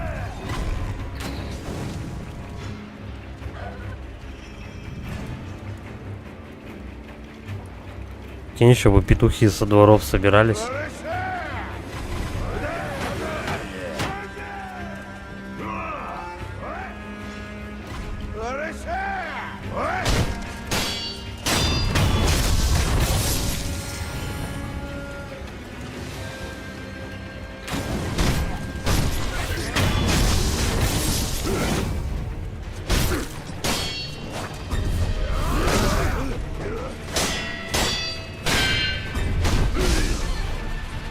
Ни хера не вижу. Кто там что делает? Отвали от меня. Блядь.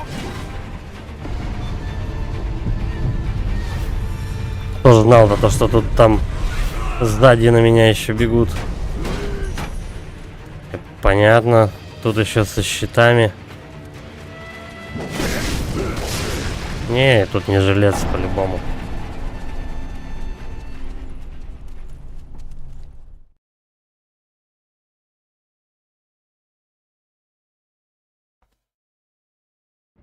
Слишком много народу. Который, скорее всего, надо проходить только так. Ну, бля. Они тут просто спамят вообще ударами.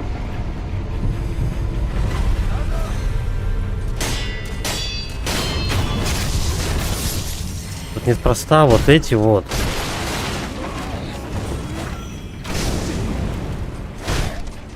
Вот эта вот толпа неспроста сложнее проходится, чем вот эти вот трое. Вот тут они стоят. Вот эта вот вся четверка, она куда сложнее проходится, чтобы тебе было тяжелее вот туда добраться по прямой.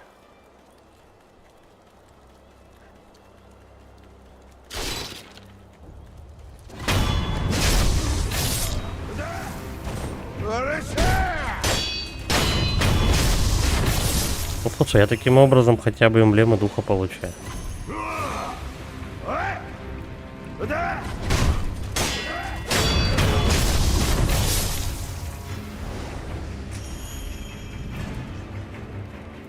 Ну давай, кто первый? Бля, они идут одновременно.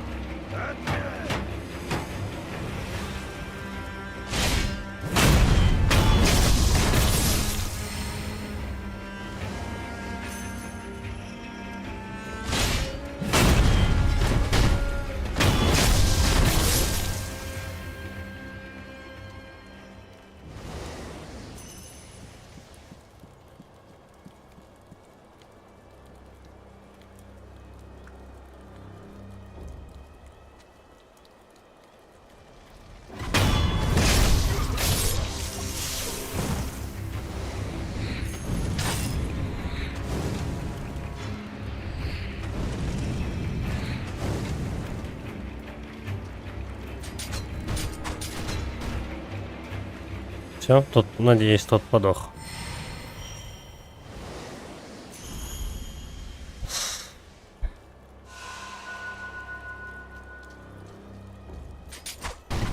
Иди сюда.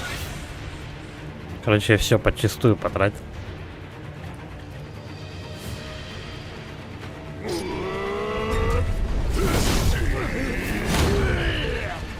Как это работает?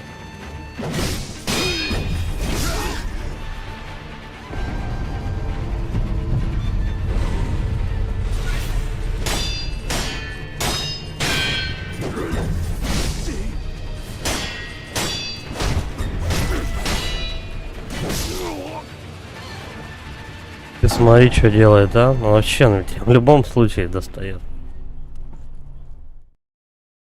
Сложно. Но придется прям через всю толпу пробираться. Как ни крути.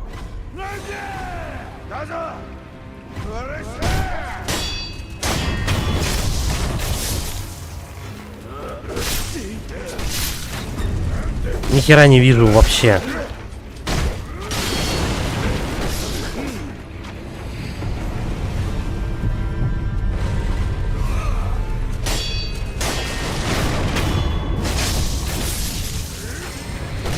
У меня камера делает, что хочет просто вообще.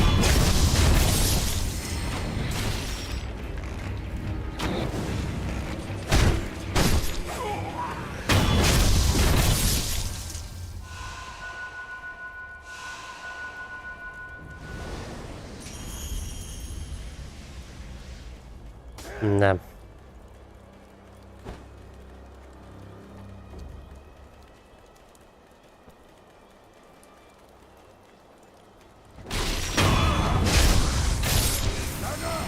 И вообще логичнее. Мне бы с топором вот этого товарища потравить. Что-то у меня с ними плохо получается. Не говоря уже про копейщика.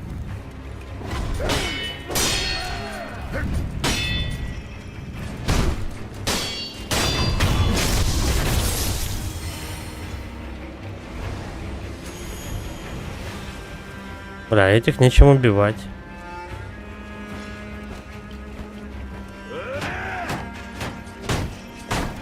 По старинке, как Dark Souls, его закружить.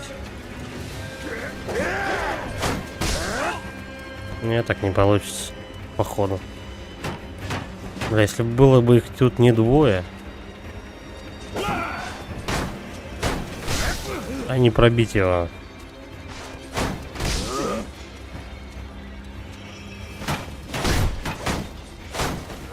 Вот что-то такое получается, но это ерунда. Топор нужен.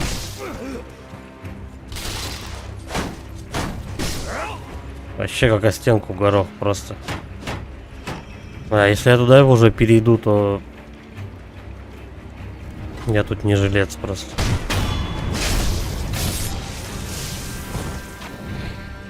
Они сейчас подойдут сзади, подопрут меня. Бля, тут вся толпа, короче. Ну вот и что делать? Спереди двое и сзади двое.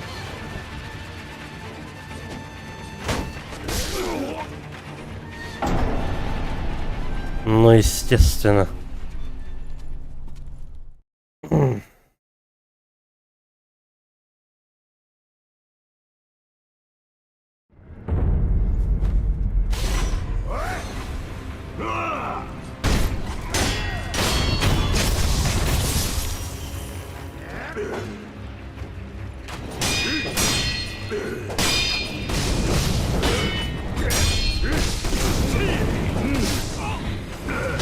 Этот урод спамит атаками, тут же в тебя стреляют все. Жесть какая просто.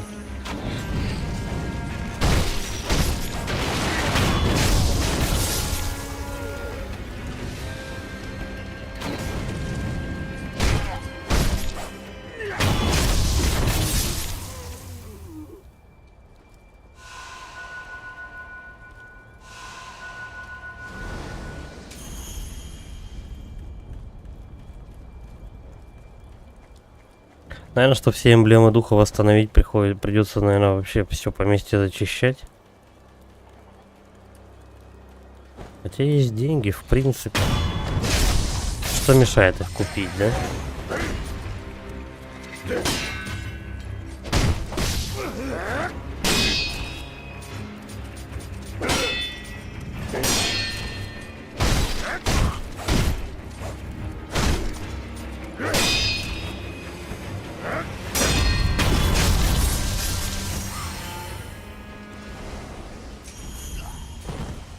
Есть бабки, можно, в принципе, эти эмблемы покупать, что мешает, правда.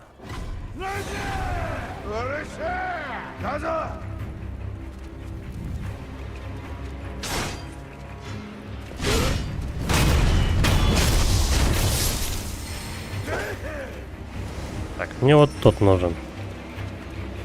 Вот этот.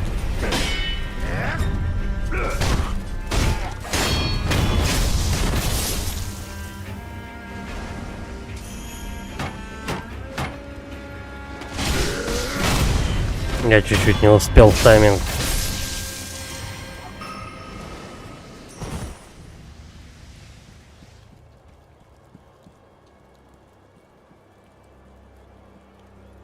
Вообще тут все враги расставлены не просто так. Не рандомно. Один другого видит вполне.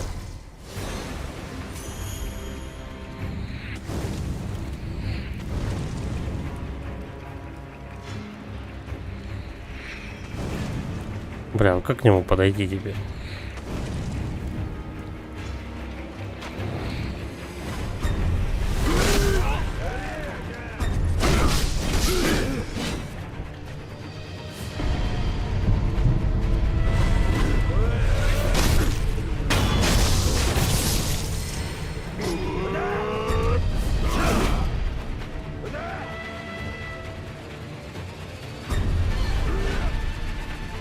Хорошо, вот здесь сзади никого нет.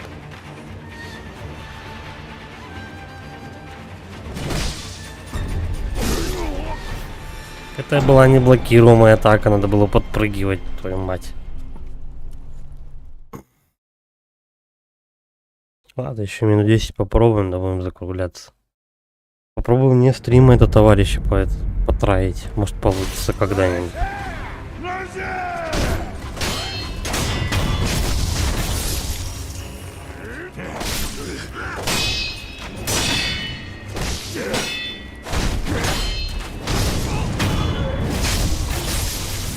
Куча удара сразу, урона на тебя. Тонну сваливают.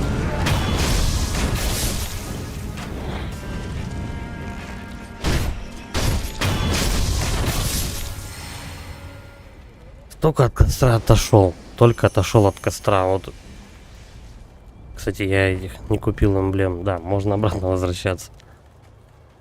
Ну, смысл просто. 2 шага делаешь от костра, тебе просто миллион урона влетает.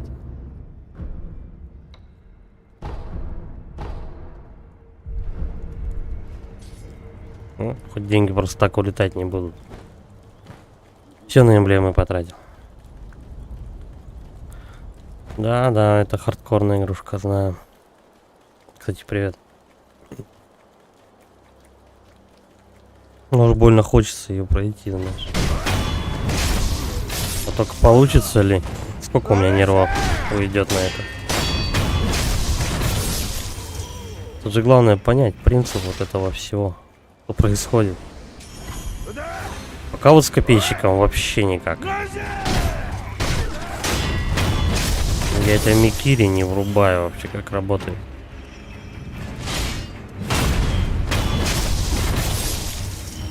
Ну, это со щитовиками этими понятно.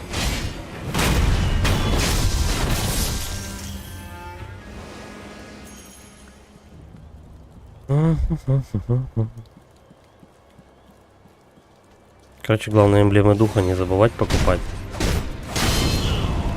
А то кино не будет, вашу мать, как я сдох. Так. Очень тупо.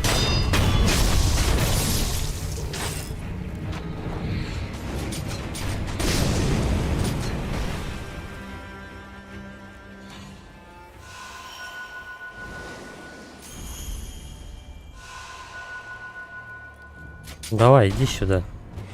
Тренироваться будем.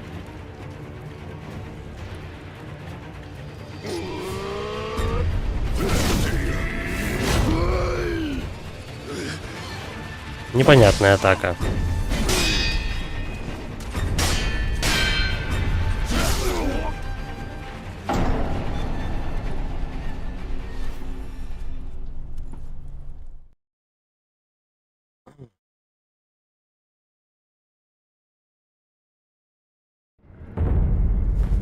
Я хочу попробовать побольше прыгать.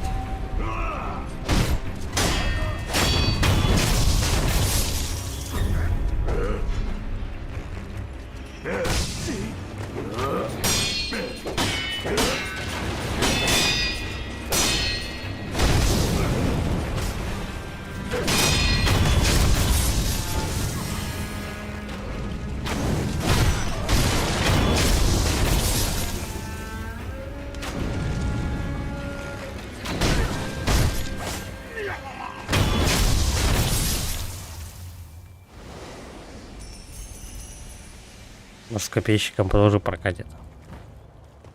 Почаще прыгать. Он же типа не всегда тебя вперед бьет.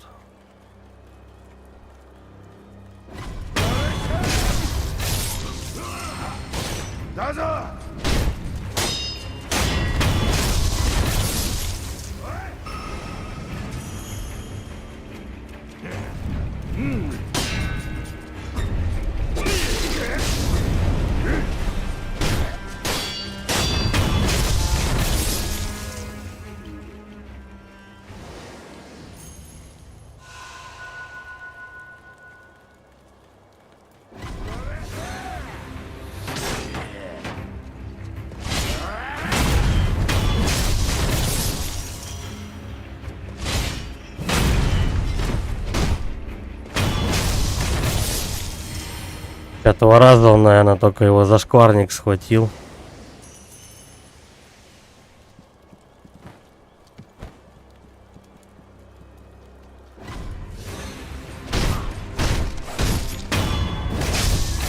Сколько у него дважды горело это дерьмо.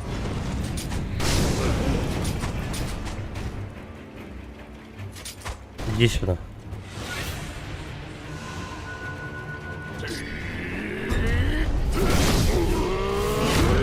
В прыжке он тебя ловит.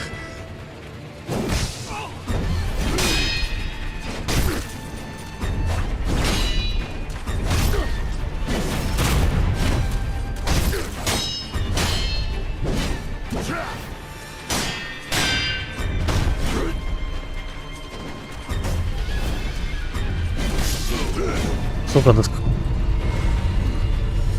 Я не понимаю, когда он бьет вверх, когда по дуге.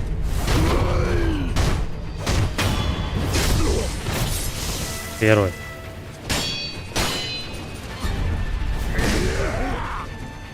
Теперь нужно было этот Микири херачить. О, по дуге, я теперь увидел.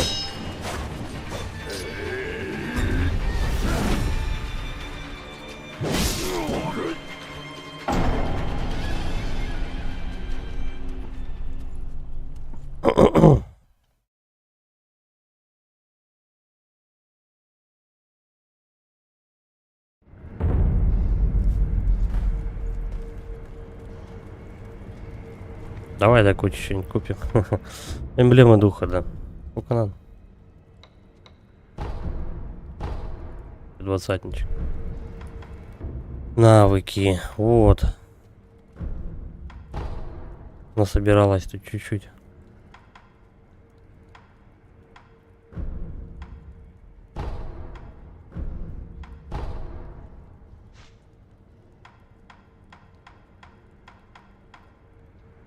Пока непонятно, что это за хрень.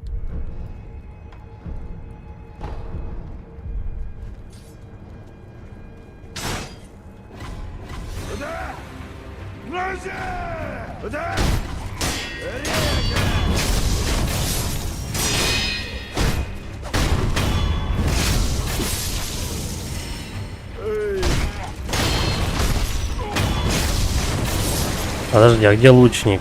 А, я его вроде только что замочил. Или у лучников тоже есть мечи?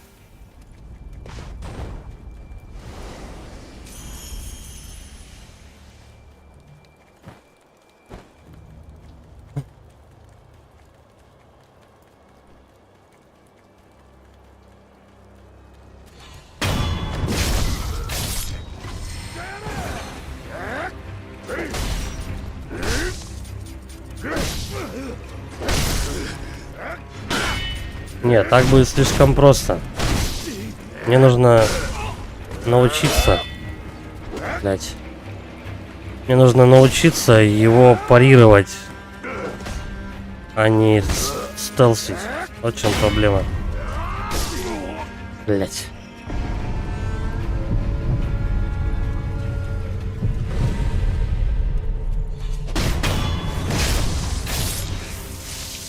Да, Микири разблокировал. У меня через раз его получается, блядь, парировать эту Микири сраную.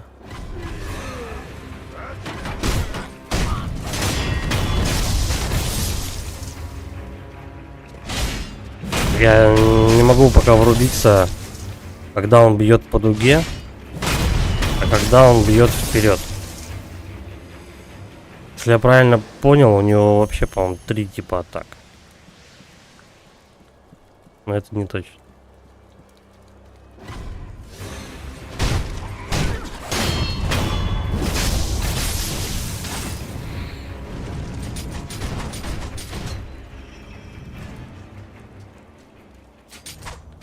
Давай, иди сюда.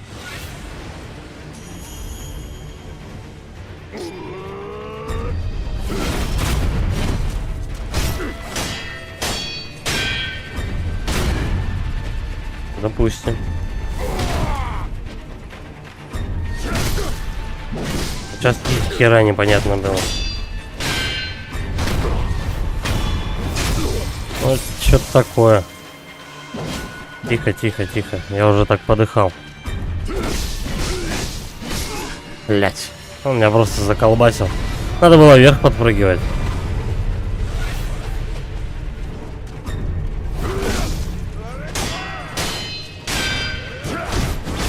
Да, конечно, он сносит. Там кто-то еще прибежал? Бучие уроды. Да, точно, там сзади еще. Но я его почти забил, кстати.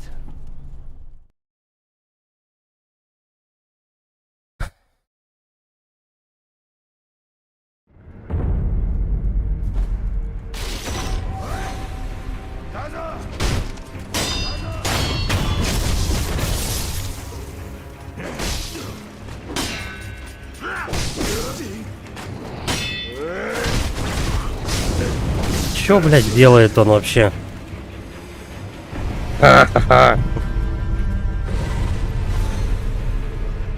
Твою мать, вот на этого смотри. Да не, пизду, пусть гасит.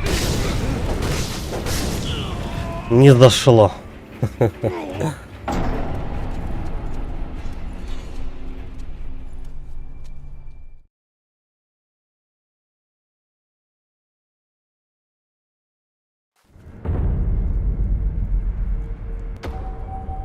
Чё у этого торгаша есть?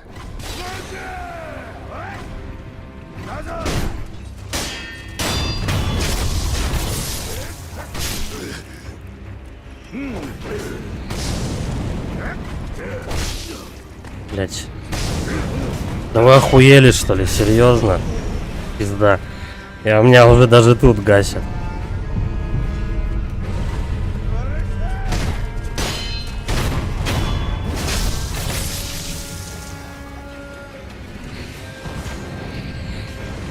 Так а смысл мне это повышение силы?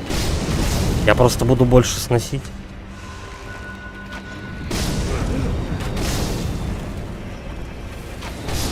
Вот видишь, что творится вообще?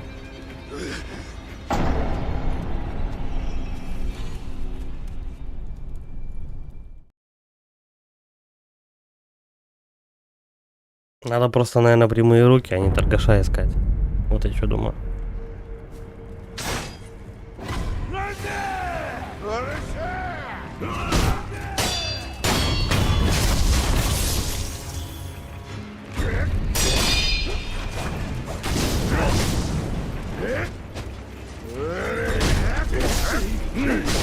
Да я, блядь, пиздец, что за хуйня?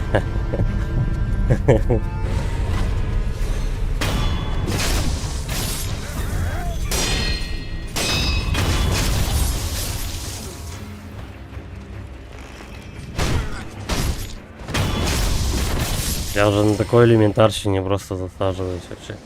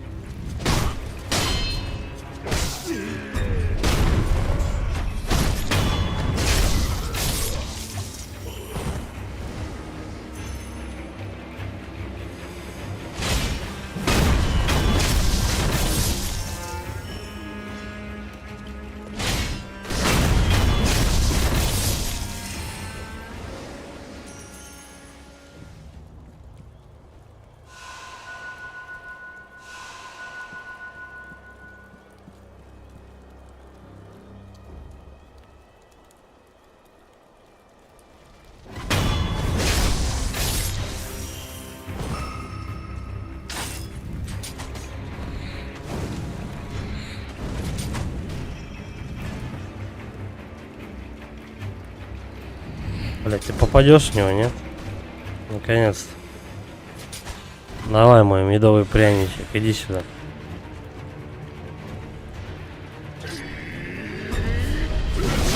Так. Короче, он получается, когда руку заносит назад, он будет бить по прямой.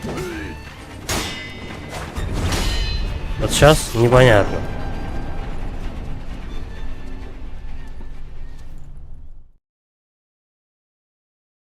Да, это понятное дело, то что да, как бы это надо просто понять, чтобы у тебя в мозгу это сработала херня.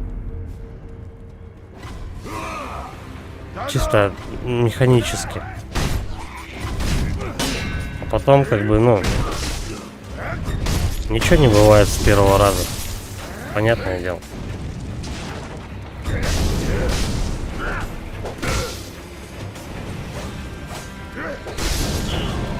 Пока сейчас вот это вот все каша, какие где иероглифы, куда там что нажимать.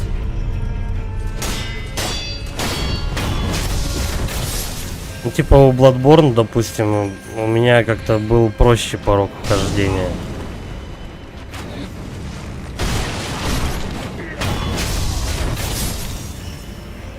Я типа в Bloodborne столько мобов не траил, короче. Ну, она самая такая легкая считается. Вообще для меня показалось Dark Souls 3 самой тяжелой игрой. Особенно на Медире, когда я посидел, так его и не пройдя.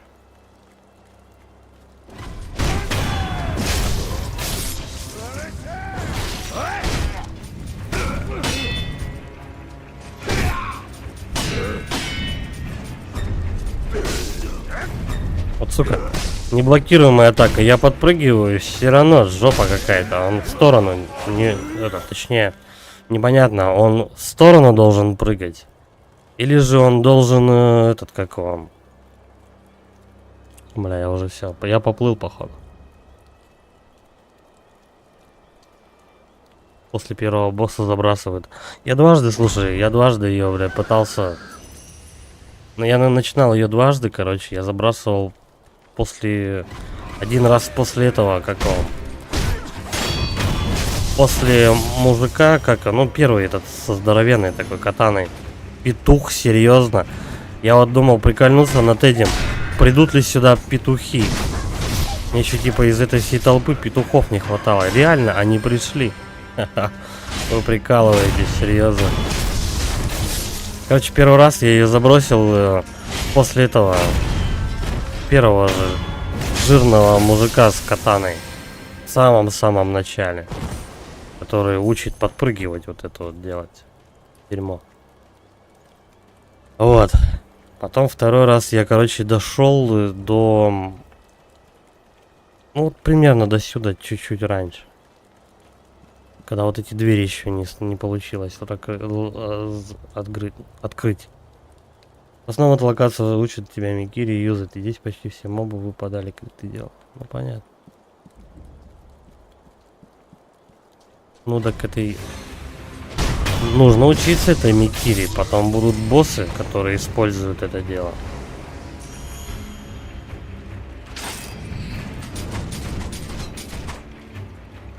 Я вот не знаю, что лучше. На мобе сидеть или на боссах. По идее, эти ребята должны быть попроще. Все-таки, чем босс. Босс, наверное, вообще ничего не дает сделать.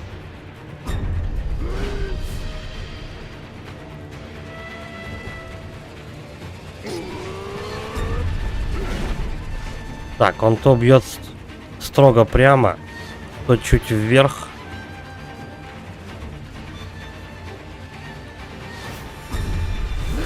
Снова прямо. Вот сейчас это Микири надо использовать.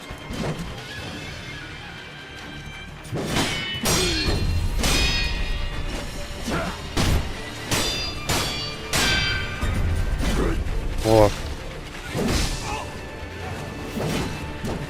Вот это сейчас вроде было читабельно.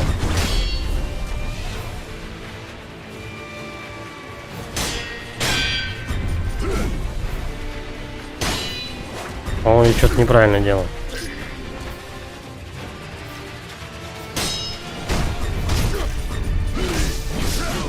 Сучонок.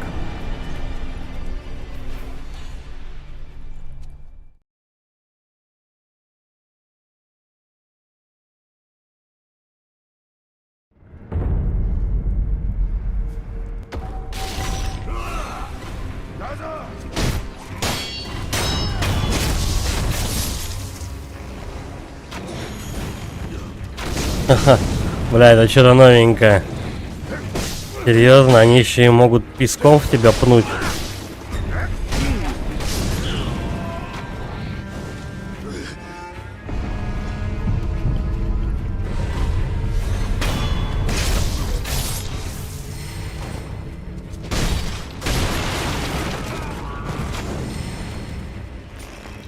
Моб, наверное, скорее от старости умер, чем я его загасил.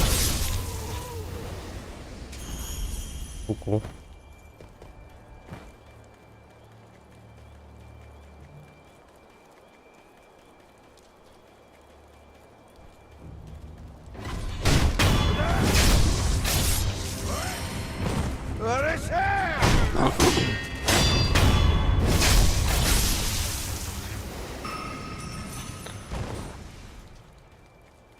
Бля, ну по идее всех скипывать тоже не, ну как бы не вариант, надо учиться.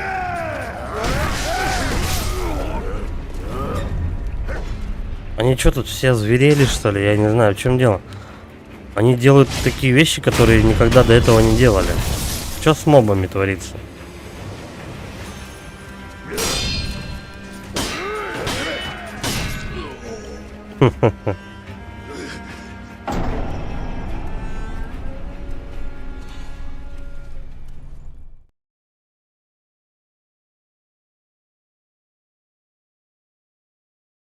Так, давай, последний раз я сбегаю, короче. Докуда дойду, не знаю.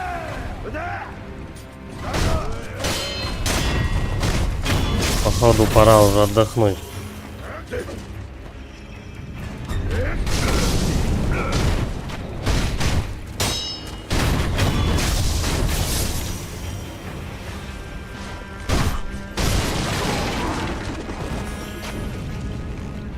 Блять, он запнулся в коробке, что ли, я не понимаю, что-то дергается, стоит.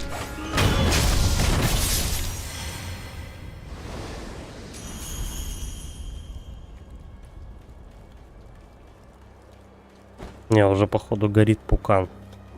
Надо отдыхать, реально.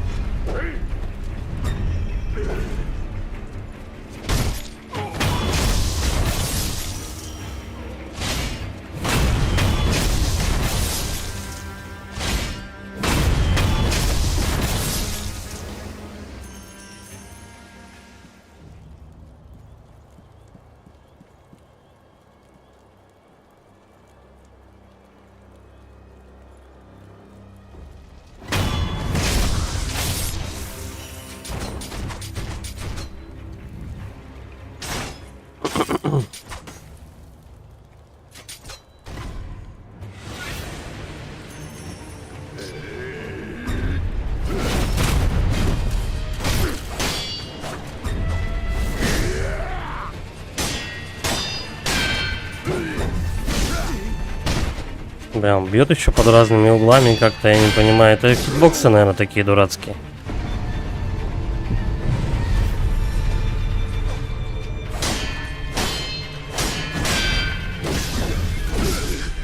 Я его уже не вижу, короче.